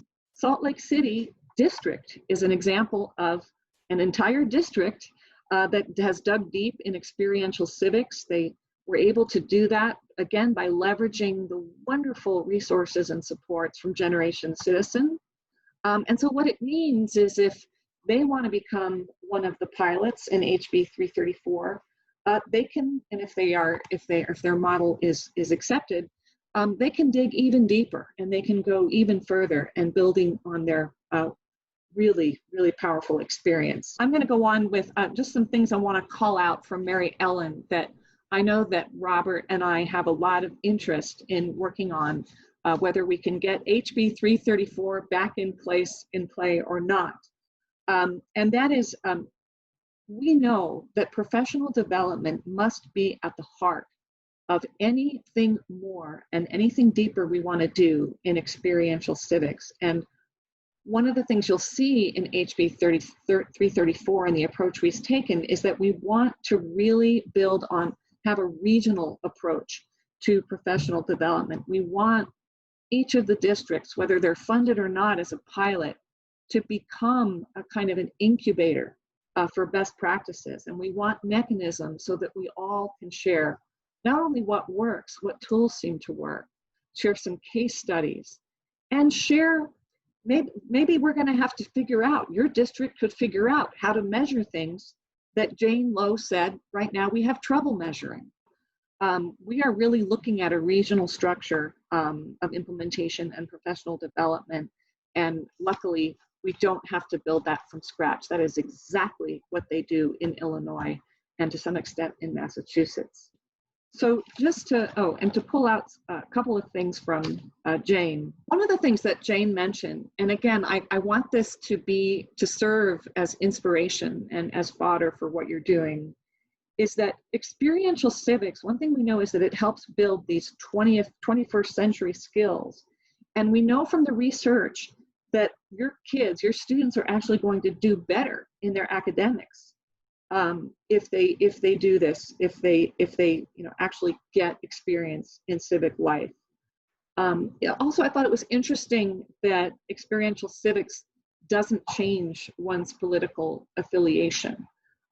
What I want to close with is this, but just to sum up, the more you can do at the LEA level, school district level, to prime the pump for this work and to build the foundation for it, whether you're improving your school culture or you are teaming up with the Utah League of Cities and Towns or teaming up with Votarize to have a really broad voter registration effort in 2020 even, whatever you're doing, you're going to help build that momentum, and we're going to connect with what you're doing so that we can build the momentum for that statewide broader impact that we know experiential civics needs to have. Let me stop there and see if there's any quick chat questions. But I just want to, again, reiterate, we wanted to buy you some time to find allies, to touch base with folks in your LEA, or in the public charters. There's a lot of people working across because they're the only person in their little school or in their small district doing some of this work. So we want you to have a chance to really virtually collaborate here. Think about how it is that you might be able to synergize with some of the work. And there's a lot of comment here about, does this need to be a statewide program? Can this be, you know what, this can be a classroom program if it needs to be. This is your chance to kind of think about your own agency. I have a little book that I'm not going to show you that the title is Everyone Leads. Everyone Leads. And that means that all of you are leaders, and you're all able to then inspire students of every political stripe, of every group of kids to just get involved in whatever ways they want, that gives them some agency. Judi, is there anything else you want to? Yeah, what I'd like to pull out is just a couple of things from Aaron. Kind of things that you can do is to help students. And believe it or not, I think secondary school, that age is probably the best age to help people become more open-minded. And Lord knows our civic life needs more of that. And so that is an example of things that you can do now, and your classroom and some of the projects and you're partnering with the community, I think can really help do that for students. I was very lucky in my high school to have a really driven civics teacher. He really did so much in terms of helping us become more open-minded and helping understand different points of view and really be able to listen to other points of view respectfully. Not everybody has that. And so I think when you have that, what you end up with is a lifelong healthy civic disposition. And that's what you can do for your students. Something else that people have said, hold on. close-up online opportunities. Yes. For a lot of this, and in the absence of a well-funded, hopefully, HB 334, we do want to share more systematically. So you're not drinking from a higher fire hose, right? So that we are really cultivating some of the resources and sharing online tools. You learned about a lot of tools just today, and we will be sharing those, and now you know which ones to go after.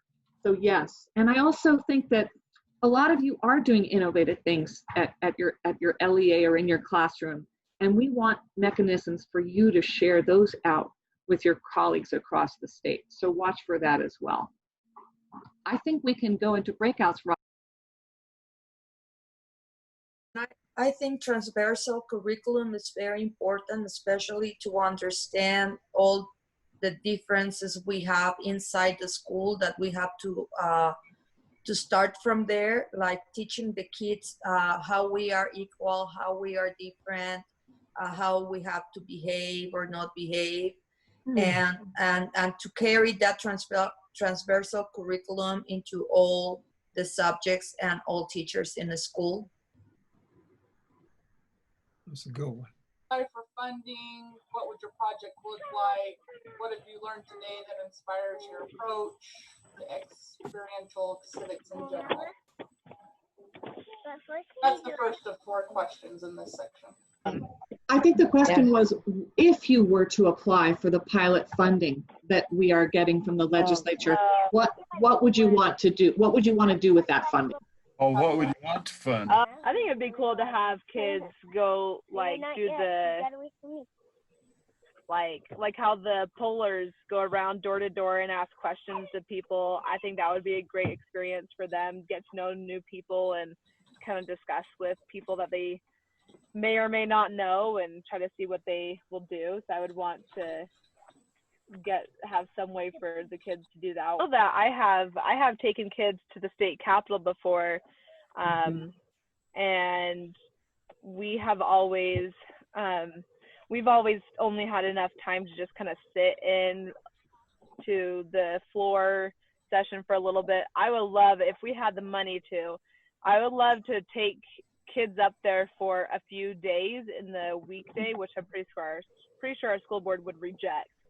But I would love to take them up there and have them sit in on actual committee discussions where they're actually talking. I don't know what this keeps doing.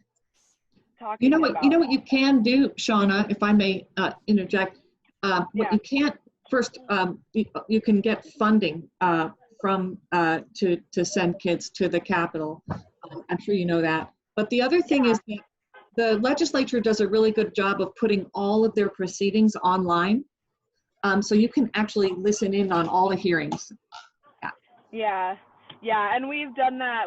I've had them listen to the hearings online, and we actually use that funding each year for our Capitol visit. We just, being 3 hours away, it's basically we're only there for like 3 hours before we have to turn around and head back home. So there's not enough time to do everything.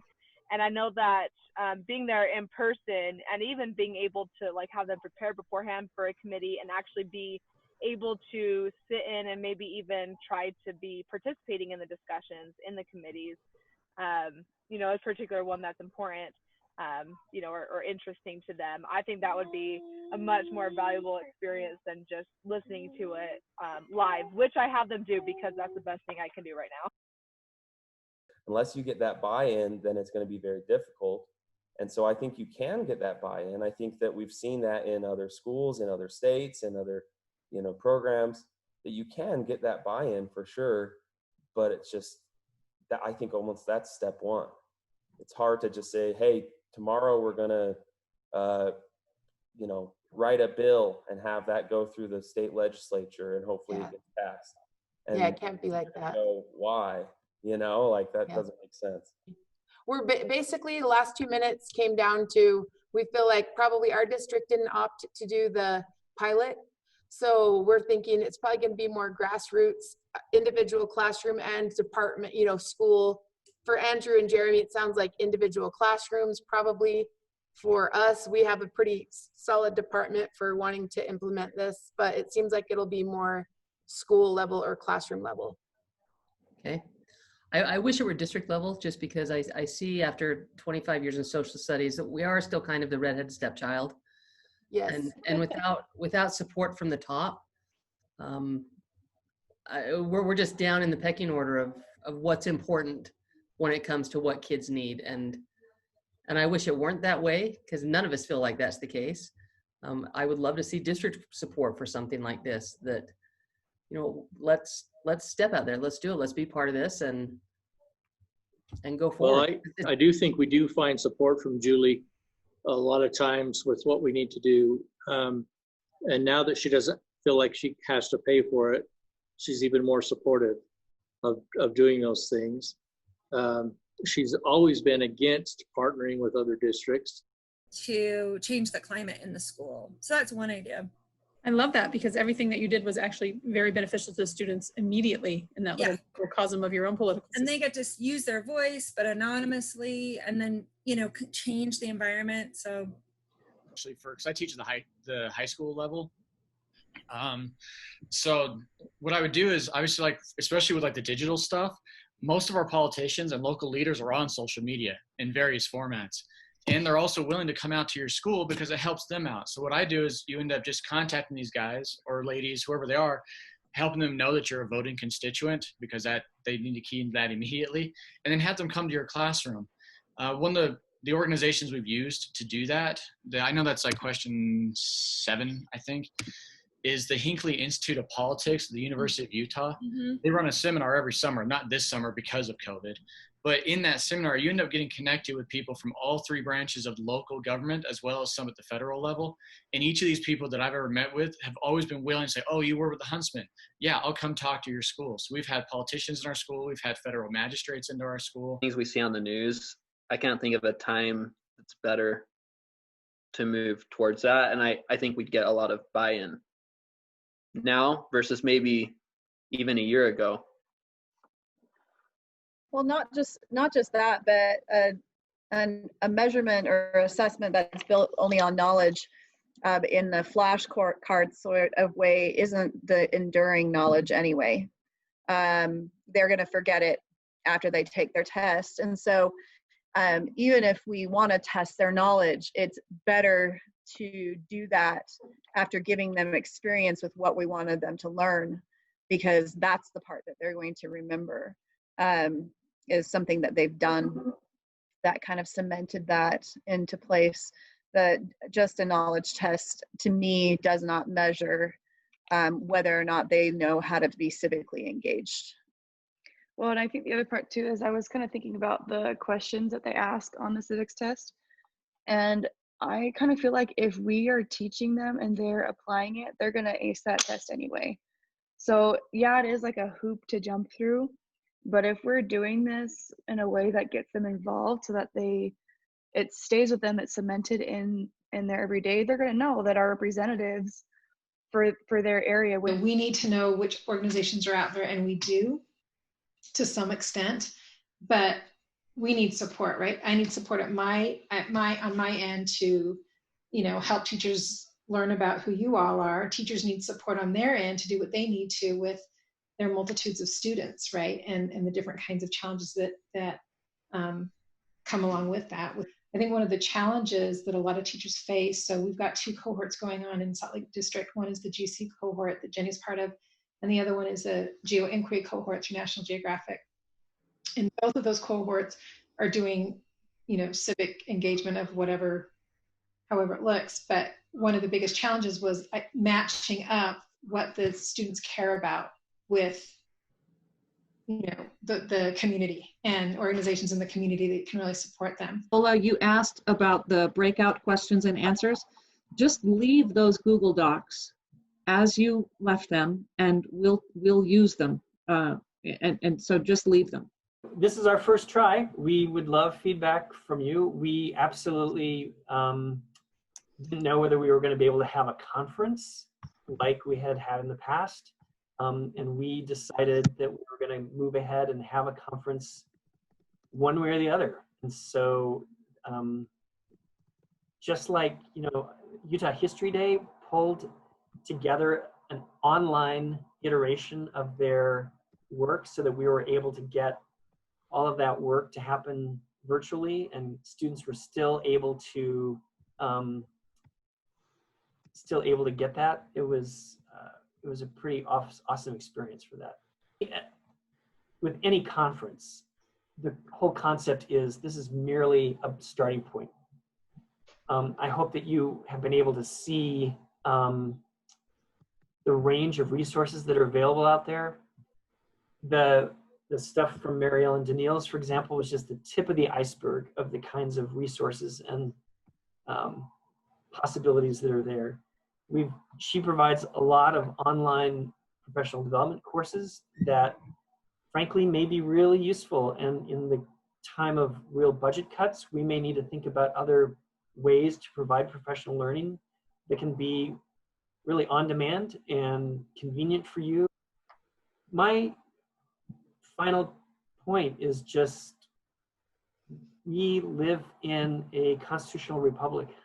We have the beautiful privilege of living in a country that basically demands that we take part.